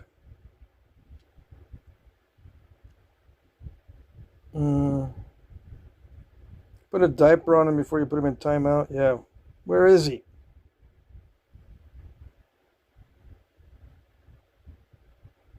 Yeah, when pine pitch is all you have, you use it.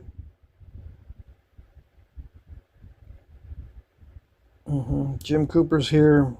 Andrew Humphrey's here. Yeah, let's see what this guy's up to.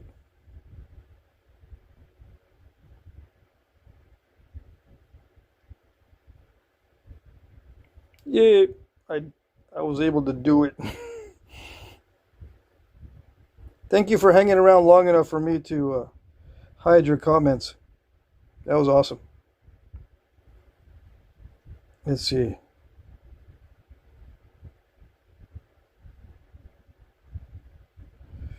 Let's see.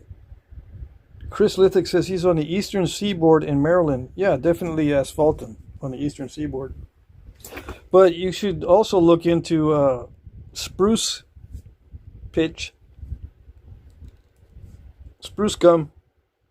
It is still very brittle, but it's not as brittle as some other gums. And I think spruce in particular mixes better than other resins with animal fat, but I have not tried it yet. I've just heard that spruce gum will mix with bear fat, let's say, fairly well, because they used to use that to plug holes and gaps in the birch bark canoes.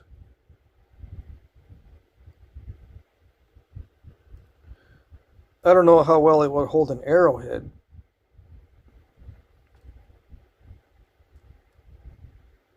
But asphaltum works pretty good.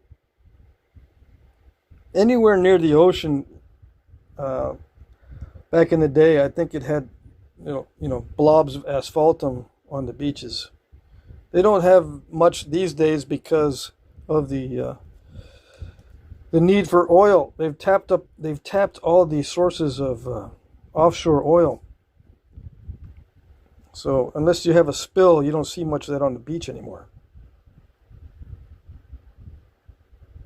Somebody says it holds an arrowhead well. John Riggs Archery holds an arrowhead well. I see. Hello there says, this is refreshing compared to what I usually see on here, like whatever's going on here, yeah.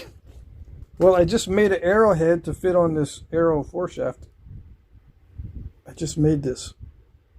And I was kidding earlier saying this is a puny cuny. But I'm not even kidding. Because it's a duplicate of one of these in this book. It's amazing how many people are brand new. It's a little bit bigger than the one in the book, though. People don't believe how small these arrow points are. But it is in line with some of these as far as the length. But yeah, it's a cuny. And these were made in Texas, and I believe this particular stone is found in this area. So it's authentic stone and duplicating a specific type of arrowhead with the same kind of flaking. See that? Except this flaking, well, not all of it's really fine, But on this one, they're really fine little flakes. But see, some of these have bigger flakes. I like the bigger flakes. Yeah. And my arrow shafts, my arrow foreshafts are modeled after actual artifacts. So I look at the dimensions in the books, if they have foreshafts in the books, and I try to duplicate the dimensions. All right, so what's the width on this? Let's see.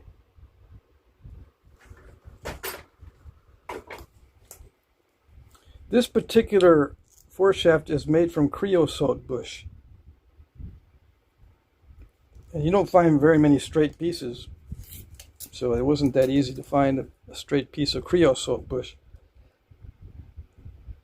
So this is like 5/16 here at the fat end, because it's fatter up here than it is down here. Where it's supposed to intersect with the arrow, it goes down to about 1/4 inch, almost. Maybe just a tad bit, so it reduces by like a 32nd of an inch between here and here.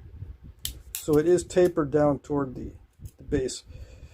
Some of the artifacts were like that. Some of the artifacts were like this, though. They've got a socket.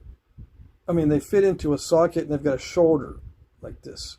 But some are shoulderless on the foreshafts. Okay, so in the archaeological record, there's 2 of these types, shouldered and non-shouldered. And yeah, they used foreshafts on arrows as well as at ladle darts.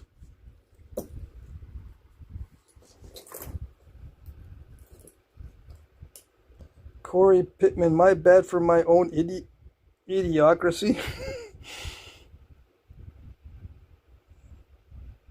Let's see, Jim Cooper, it seems like your foreshafts are very thick. Are your arrow shafts thicker at the connection point to compensate? Otherwise, it seems like it would be a weak point in the shaft. Yeah. I mean, the connection, you got to have some wood, some substantial wood there. Yeah. So I have I don't know if it fits in this, but I have yeah, it fits in this. This is the thickness of the arrow. Okay, so what is this thickness? It's I don't know, almost 3/8. Yeah. It's like a 3/8. I think this is a 3/8 dowel. It fits just right. Does that look like a weak spot? I mean, there could be a weak spot at the shoulder. But if you're using hardwood, and it, if the foreshaft is long enough, there's some flexibility up here. Usually if it breaks, I found that my experiments with shooting, the foreshaft will break about 2 or 3 inches down, not further down than that. It'll break somewhere up in here. Okay. Now, if you're shooting with the fat end of your natural shoot forward, fat end forward, the 3/8 is not unreasonable. Okay. A lot of guys will shoot with the fat end forward. Okay. To answer your question, Jim. And if you use a soft wood for your main shaft, which a lot of guys did back in the day, Ishii used hazel, which is a very lightweight, very weak wood, and some people use willows and stuff. This 3/8 is not unreasonable for the diameter of the main shaft.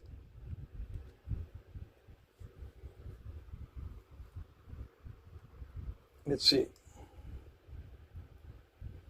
Andrew Humphrey, did they have foreshafts for the arrows? I thought it was just for little ducks. What? No, they did have foreshafts for arrows. If you look in the books.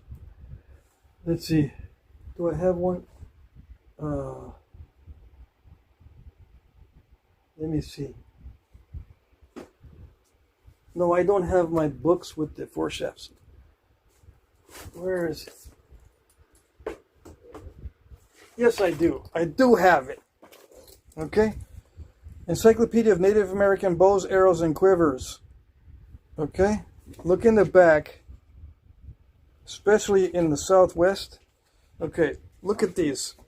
These are using reeds, right? But look at the foreshaft stuck in. These are actual sizes of arrows in the archaeological record in museums. And this is Papago, right? These are from the Southwest. A lot of the Southwest arrows are foreshafted. A lot of the California arrows are foreshafted because they stayed with their technology longer than on the East Coast, okay? So wherever they discovered that they were still using their ancient technology, everything was foreshafted. Everything. Well, almost everything. Some of these are only 23 inches long, so I think these are dance arrows. They don't have foreshafts. They don't count because they're dance arrows. That bow is only 38 inches long. Okay? But if you look at some of these, like the Anasazi 1150, these are found in the Anasazi sites in the Southwest.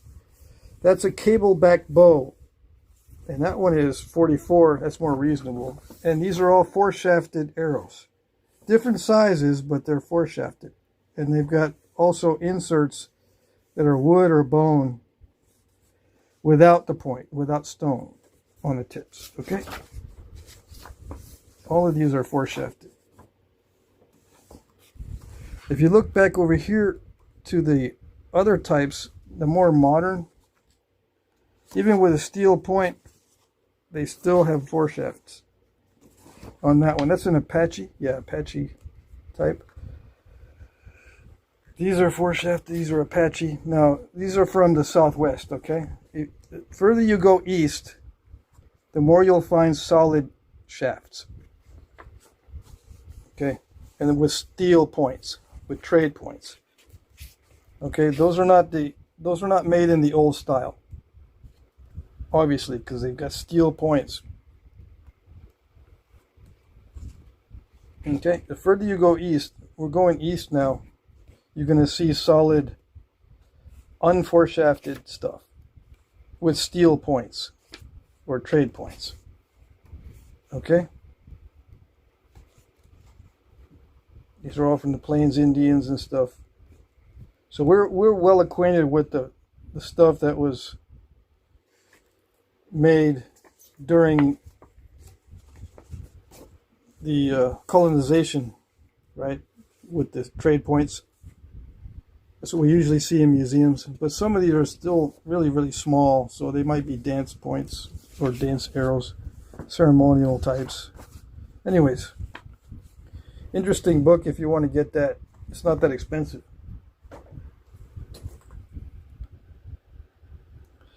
Let me see. Have you ever come across any artifacts that were made of bone that could be seen as arrow shaft straightening tools? Yeah. But there's some made of antler. I don't know if you consider that bone. But yeah, I've been looking at different texts. Some of the best stuff is from dry caves. And I've seen one arrow straightener made from sheep horn in the Southwest. There are some that are made of antler. They drill a hole in it and they use it as an arrow straightener. And I guess it doubles as a gauge also for how thick the arrow shaft should be. A lot of those arrow straighteners are perforated with more than one hole. So I think maybe one is a gauge and the other one's a straightener. Let's see. I think they were better trappers than hunters. Yes, Matt, that's correct. I think trapping was very, very important. Inquiring minds want to know, says Andrew Humphrey. Yep.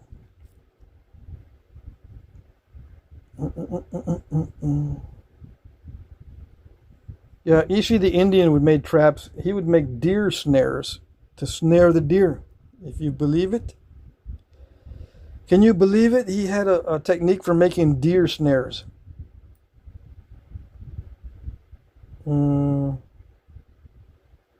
John Riggs Archery. Too bad there wasn't a volume 3 for the West Coast. Yeah. But there's plenty of museums. If you are fortunate enough to get the literature from some of those museums, you can see some of those from the West Coast. Some of those arrows. The Feather Frontiersman says, what was the reason so many arrows were foreshafted? It's because you can replace the foreshaft if it breaks with another foreshaft, and if you recover the main shaft. And it also, if you use heavier wood, it produces a weight forward arrow. Also, these points don't weigh much. So how are you going to get this up to 100 grains, for example, to make a weight forward arrow? How are you going to get that up to 100 grains? Well, you add a foreshaft of hardwood, and together, let's see how much it weighs. So this is the point. Not just the stone, but the stone foreshaft combination is the best way to get the weight up. Right? I think so. If I'm not mistaken, it helps. Is it green? Yeah. That's 129 grains. I put it on the floor. I don't know if you can see it. Yeah, it's 129 grains with the foreshaft and that arrow point. Just the arrow point by itself is 31.6 grains. So that's not heavy enough for a weight forward arrow. But if you combine it with the heavy foreshaft, this is creosote bush wood. It's very dense. It's almost as heavy as water. Like if you drop it in some water, it'll sink almost all the way down. Some wood is actually heavier than water. It will sink in water. And that's, they use that stuff for foreshafts as well. The heavier the wood, the better. It brings up the weight of your arrow tip. Corey Pittman says, wow, this seems like a first for me. Yeah, I know, because most people just listen to internet culture. They don't do the research. But, that's life. Let's see. Andrew Humphreys going to bed. John Riggs Archery. One is if you break the arrow, you don't need to build a full arrow. Yeah. But I think there's several reasons. It is handy to be able to replace the foreshafts. But I think one of the best reasons for a foreshaft is just to bring up the weight forward. Bring that weight up. So instead of having just a 30 some odd grain arrowhead, 31 grains, you can have 100 and some odd grain arrowhead if you combine it with a foreshaft. 129, so that's almost 130 grains. Okay? The other foreshaft is lighter. Where's the other foreshaft? No, that's not it. Oh, it's in here. This one is a little bit lighter, I think. Let's see. I think it's made of viburnum or something lighter. We'll see. See if it's comparable. It's 100 grains. Okay?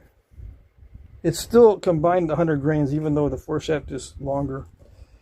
Combined with the arrowhead, it's 100 grains.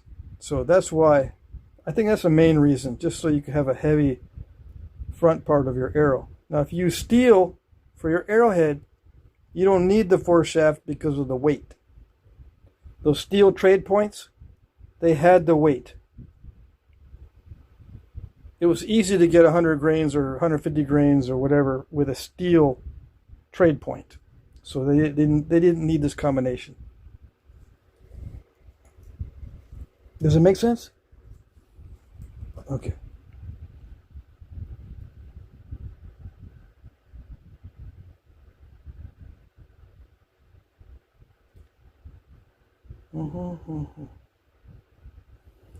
Corey Pittman says, yes, sir, can't believe there isn't more discussion on this topic. There's a lot on modern grain points, but not this. Fascinating. John Riggs Archery, my favorite arrows are river cane, and yeah, pretty much have to have foreshafts. Yep.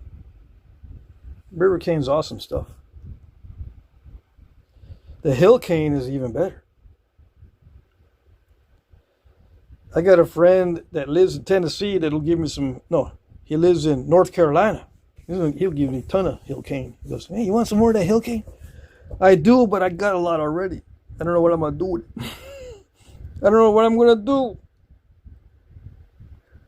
Let's see. Jim Cooper, do you think they had a concept of grain weight and arrow spine, or moved? Let's see. Or moved more by experience and instinct? They used. I'm trying to think what Ishii used. They used a sample arrow, like their favorite arrow. And they were aware of the weights of the different components on whatever worked best by trial and error. So it was trial and error. But as soon as they figured out what was good, they would copy what was good. And Ishii had a system where he could copy his favorite arrows. Right? So there had to have been some way, maybe he just did it by feel. You know, he would say, okay, this particular arrow with this foreshaft and this point worked really good for deer hunting. So what I'm going to do is I'm going to make a bunch of these of the same type. Okay? And he would make the same shaft, same foreshaft, same arrowheads in sets of 5 at a time. Okay? And I can't remember if he had an idea of how to weigh these things or not, or just he would just go by feel. I think he went by feel because I think Saxton Pope actually weighed all of his arrows, and they varied quite a bit as far as grain weights. Like they were off by several grains from each other. They weren't matched exactly. But Ishii was usually firing at short ranges, so that it didn't really matter too much. His shot groups were tight enough to get in the kill zone for a deer at, let's say, 20 yards.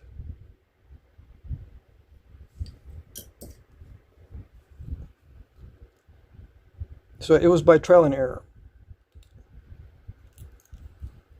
You don't sell any fully assembled arrows made with hill cane? No, I don't. I wish I had that time, but I don't have time. Yeah, John Riggs Archery says some of us aren't stuck on spine as much as other guys. Yep, that's true.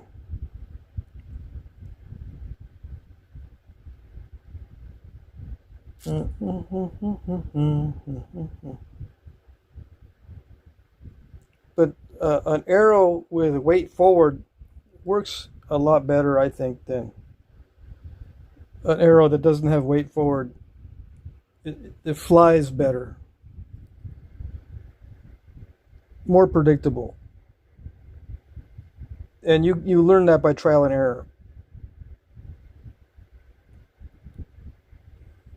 I've shot all kinds of arrows, and my favorite are the weight forward, heavy weights up front. Yeah, I like a light, very light main shaft with a heavy foreshaft. The heaviest foreshaft I've encountered is if you make the foreshafts out of antler.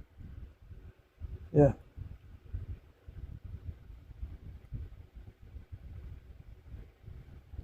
Hey, $1.99, Aaron Estes, Timeout Fund. Thank you, thank you.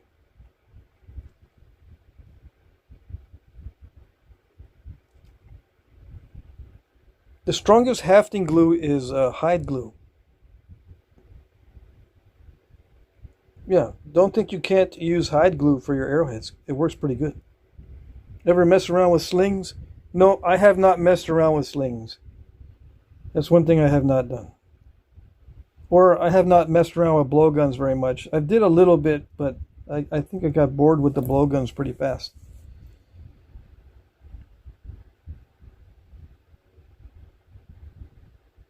Yeah, length plays a big role too, or big part. I favor longer because they're more forgiving. Yeah, you can predict the path of a longer arrow easier than you can predict the path of a real short arrow. Yeah. Let's see. What else? Yeah, one more minute. No, 5 more seconds, and it's 2 hours. These are some excellent questions tonight. I'm actually enjoying this. Yeah, I wish I had more of a library right next to me so I can answer some of these. I usually don't get questions that are this good.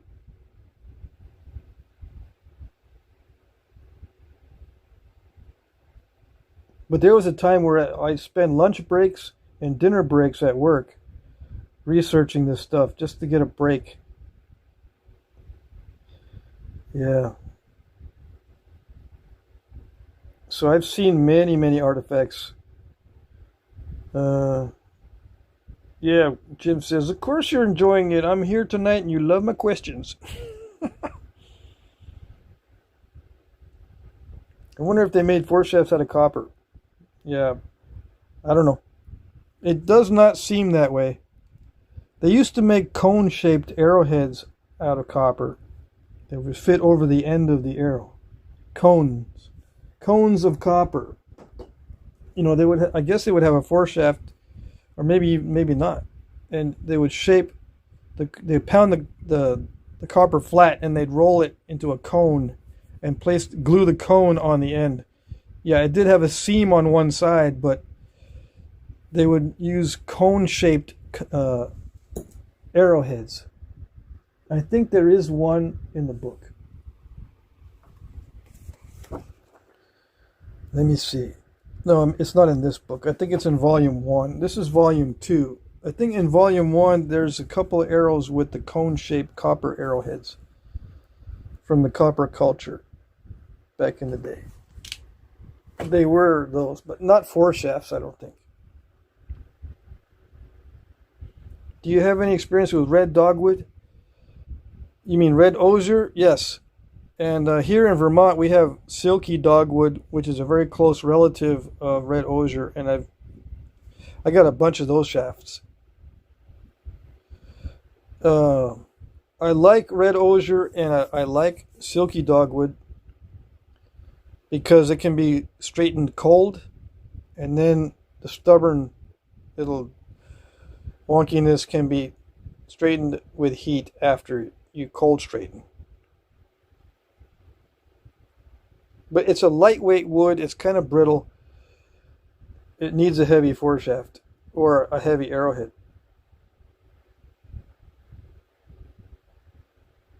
Yep.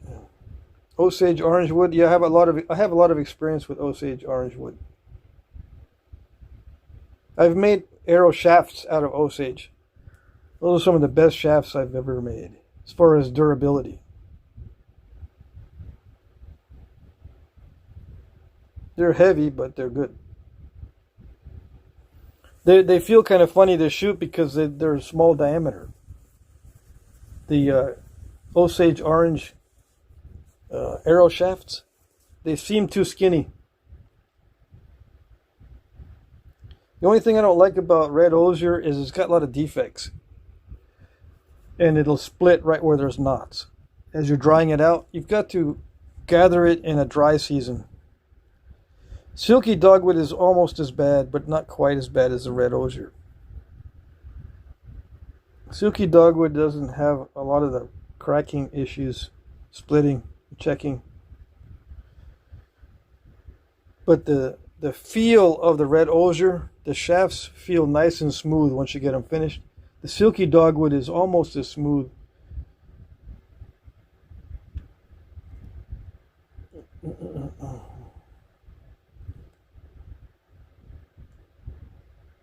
Even some of the woods that work east of the Rockies don't work out west because it's too brittle.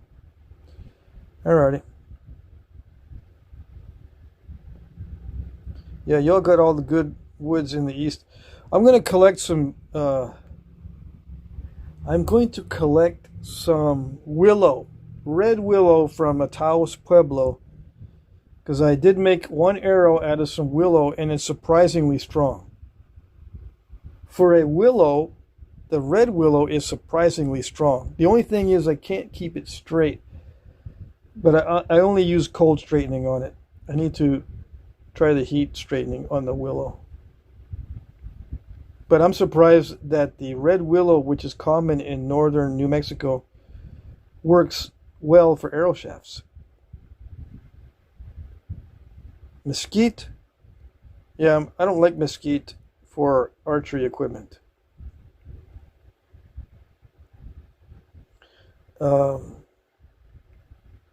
It's good for cooking, though. Yeah. I've tried mesquite.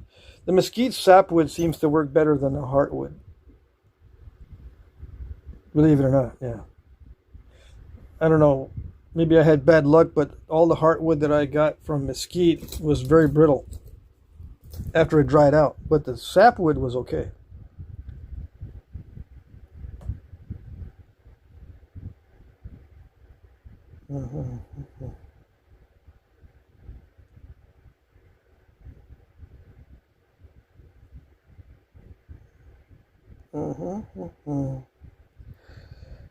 Alder, elder. Well, I have experience with alder buckthorn. I don't know about elder. Alder buckthorn is what I'm going to be starting to use for my arrows here in Vermont because it's very lightweight and very stiff. The only problem is it cracks easily, but it has very good weight to strength ratio. I mean, it's very brittle. You can't bend it very far; it'll snap. But I think it'll shoot well. I still got to make some arrows and shoot them, but I'm going to use the alder buckthorn, even though it cracks easily. I'll probably end up breaking a lot of arrows in the target practice, but I like the ratio of the strength to weight.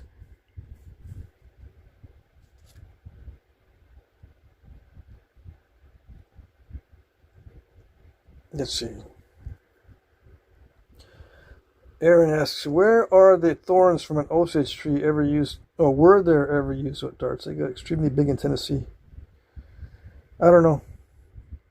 The only thorns that I've heard of that are used, or that were used, were from the locust tree. I think the honey locust has thorns. One of the locust trees has thorns. That's the only one I've heard that the thorns were used for arrowheads. Elderberry or elderwood can make a good snappy bow, but it can be made heavier in heavier weights. I never tried it.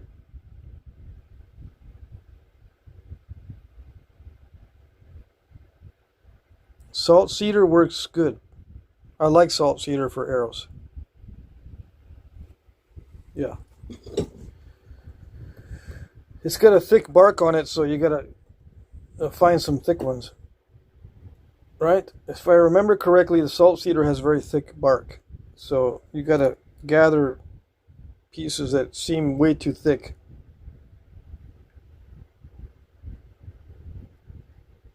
But yeah, I made a couple salt cedar arrows and they were good. I mean, very, very flexible.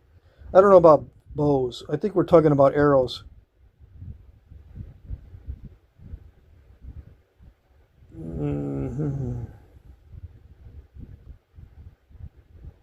Have you ever worked chokecherry for shafts?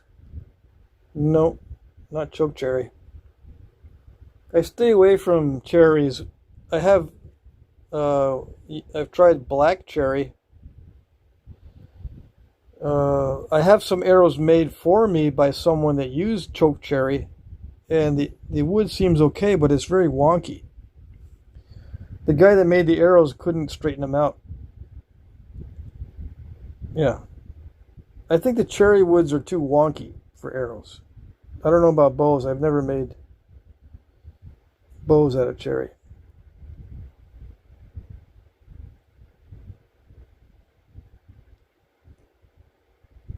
But yeah, black cherry for arrows does not work well. I have not had good success. They're too weak. I mean, they snapped right away.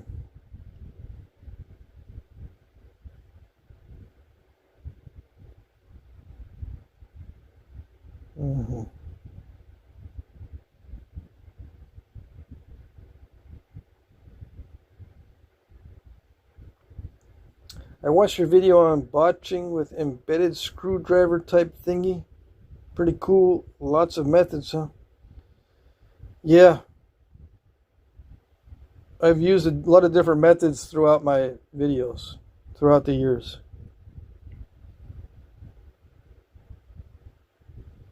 My favorite arrow shaft material by far is viburnum, arrowwood viburnum. And luckily we have it here in Vermont. But they had it back in the day in the old world too, in Europe. Viburnum was used for arrows a lot in Europe. It's by far the best. And then after that, it's the river cane and hill cane stuff. And then everything else after that. So viburnum, I think, is the best, the arrowwood viburnum. And then the canes. What was the Notchomatic from the auction? What was the Notchomatic from the auction? It's a tool for notching, obviously. Let me see. Do I have an example? Where did it go? I do have an example. Give me a minute.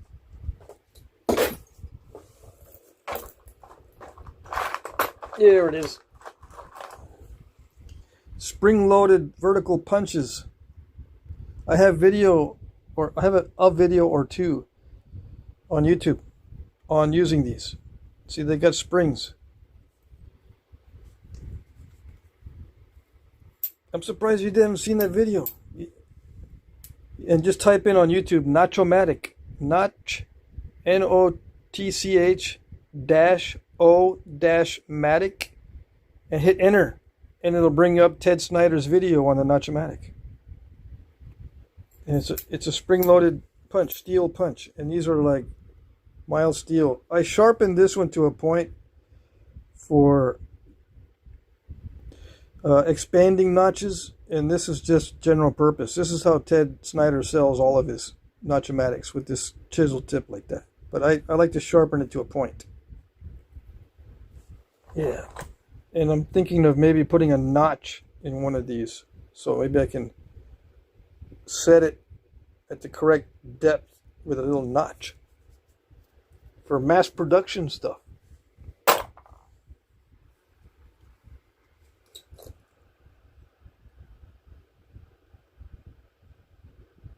Bill says, I just harvested arrowwood in the middle of summer. Well, I can't do that here because I get ticks on me. I don't want no ticks.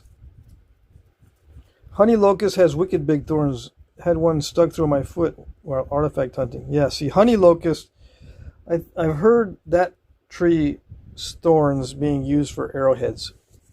But that's it. And I don't even know if that's true, though. I've picked off when I was in Indiana, there was a big honey locust tree near one of my job sites. So I went over there and I grabbed a bunch of thorns. But they seemed like they had weak, bendy little tips on them.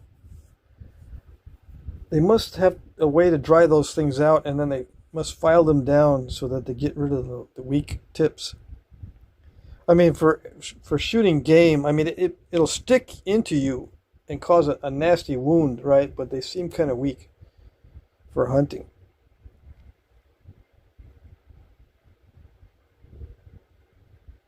Feather from Cheeseman, I want to see how it works. Yeah, just type in Notchomatic on YouTube and do a search, and you can see. Yeah, I'm still selling Notchomatics every auction. Yeah, Patrick, I wonder if you sharpen one like a chisel, it would be advantageous for removing steps and unfinished cracks. You know it does. Don't pretend you don't know, Jim, that it's good for step fractures. It is good for step fractures.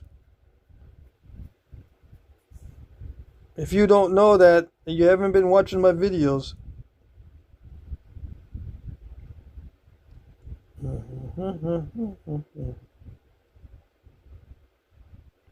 Jim Cooper says, I'm loving the split western cedar, very easy to work. And it's so straight grained you don't even need to straighten it. Yep, that is an advantage. I just bought some really nice poplar dowels. I was surprised. I was at Home Depot a couple days ago and I bought some poplar dowels that were perfect. I'm going to make some arrows out of those. Bill Patrick, what do you think about those chisel-shaped arrowheads? What were they hunting with them? Everything. They were hunting everything with those. Yeah. The chisel-shaped arrowheads are just easy to make. I call them lazy arrowheads. Well, yeah, they work as long as they're nice and sharp on the chisel end. Obviously, they work, but they're, like I said, they're easy to make. How can you tell if hardware store dowels will survive being shot? You buy some and you break them on purpose and see how strong they are. Yeah. That's how you test all arrow shafts. You break some on purpose and see how strong they are. Yeah, Corey Pittman says, lazy? Yeah. I've made chisel-tipped arrowheads, and they're much easier than something like this.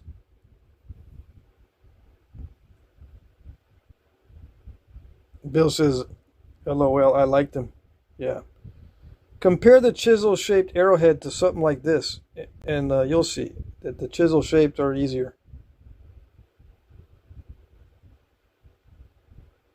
Corey Pittman, just curious. It makes sense.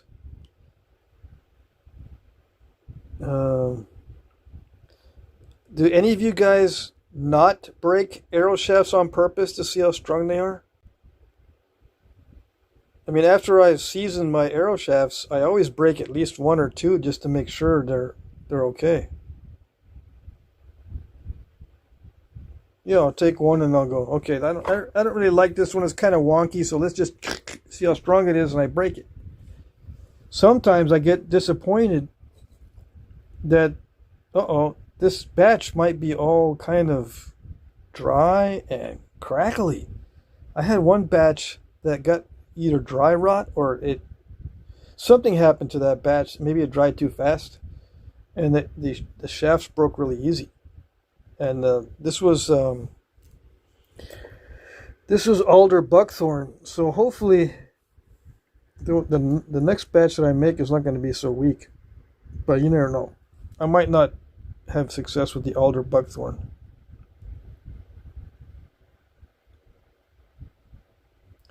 Let's see. Bill says, I haven't broken any. I just text and flex a strength. No, you need to break it to see how far it'll go. Indigenous Technology says, Wild Rose works pretty well for arrows. Yeah, except the rose that I have. Someone just recently sent me a batch of Wild Rose shafts, or, shoots, and they're pretty strong. But I can't find strong ones like that here in Vermont where I'm living. I live in southeast Vermont. I can't find any strong rose shafts. They're all really weak. They're just like willow, basically. They're just super weak.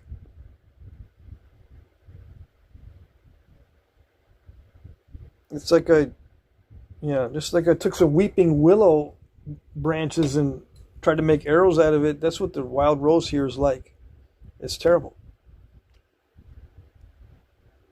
Any oak species trial and error? Yeah, I've tried red oak arrows. They work pretty good. That's what I use for fishing. If I'm fishing, I'll use a red oak arrow shaft. If I'm shooting fish. But I'll probably use viburnum now.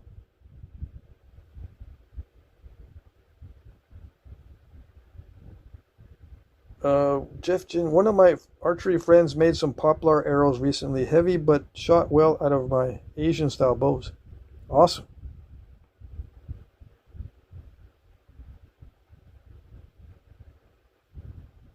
Feather frontiersman, trial and error. Really watch for grain runoff. Most of the chokecherry, scoutberry, serviceberry, and mostly dogwood are very tough. Yep. Can you really hunt deer with those chisel heads? Yeah. It's very easy to puncture the rib cage of a deer. In case you have noticed.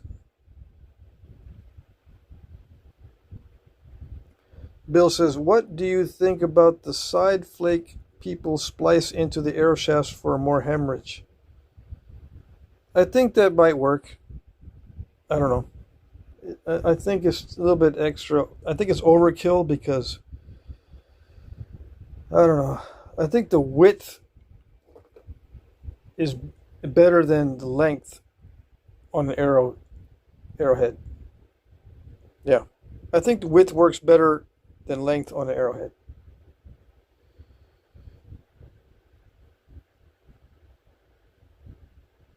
So the side flakes just increase the length of the cutting surface, but again, I think the width, as long as you have enough power behind the arrow, the width is going to make a bigger cut and do a lot more damage. Especially if it's a pass-through.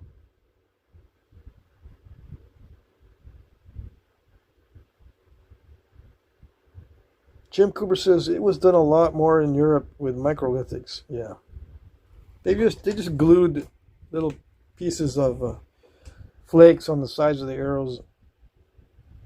If you look at the X-ray artifacts from Europe, you can see that they just glued these little microblades, or whatever you call them, prismatic microblades, onto the sides of the arrows.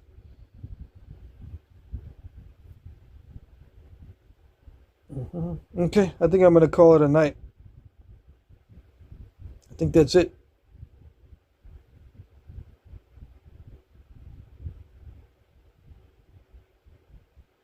Yep. Thanks for all the super chats. We'll see you guys tomorrow. Tomorrow's Tuesday. It's a challenge rock night, so I got to figure out something difficult to nap. Yep. Okay. That's it. We'll see you tomorrow. Take care. Bye-bye.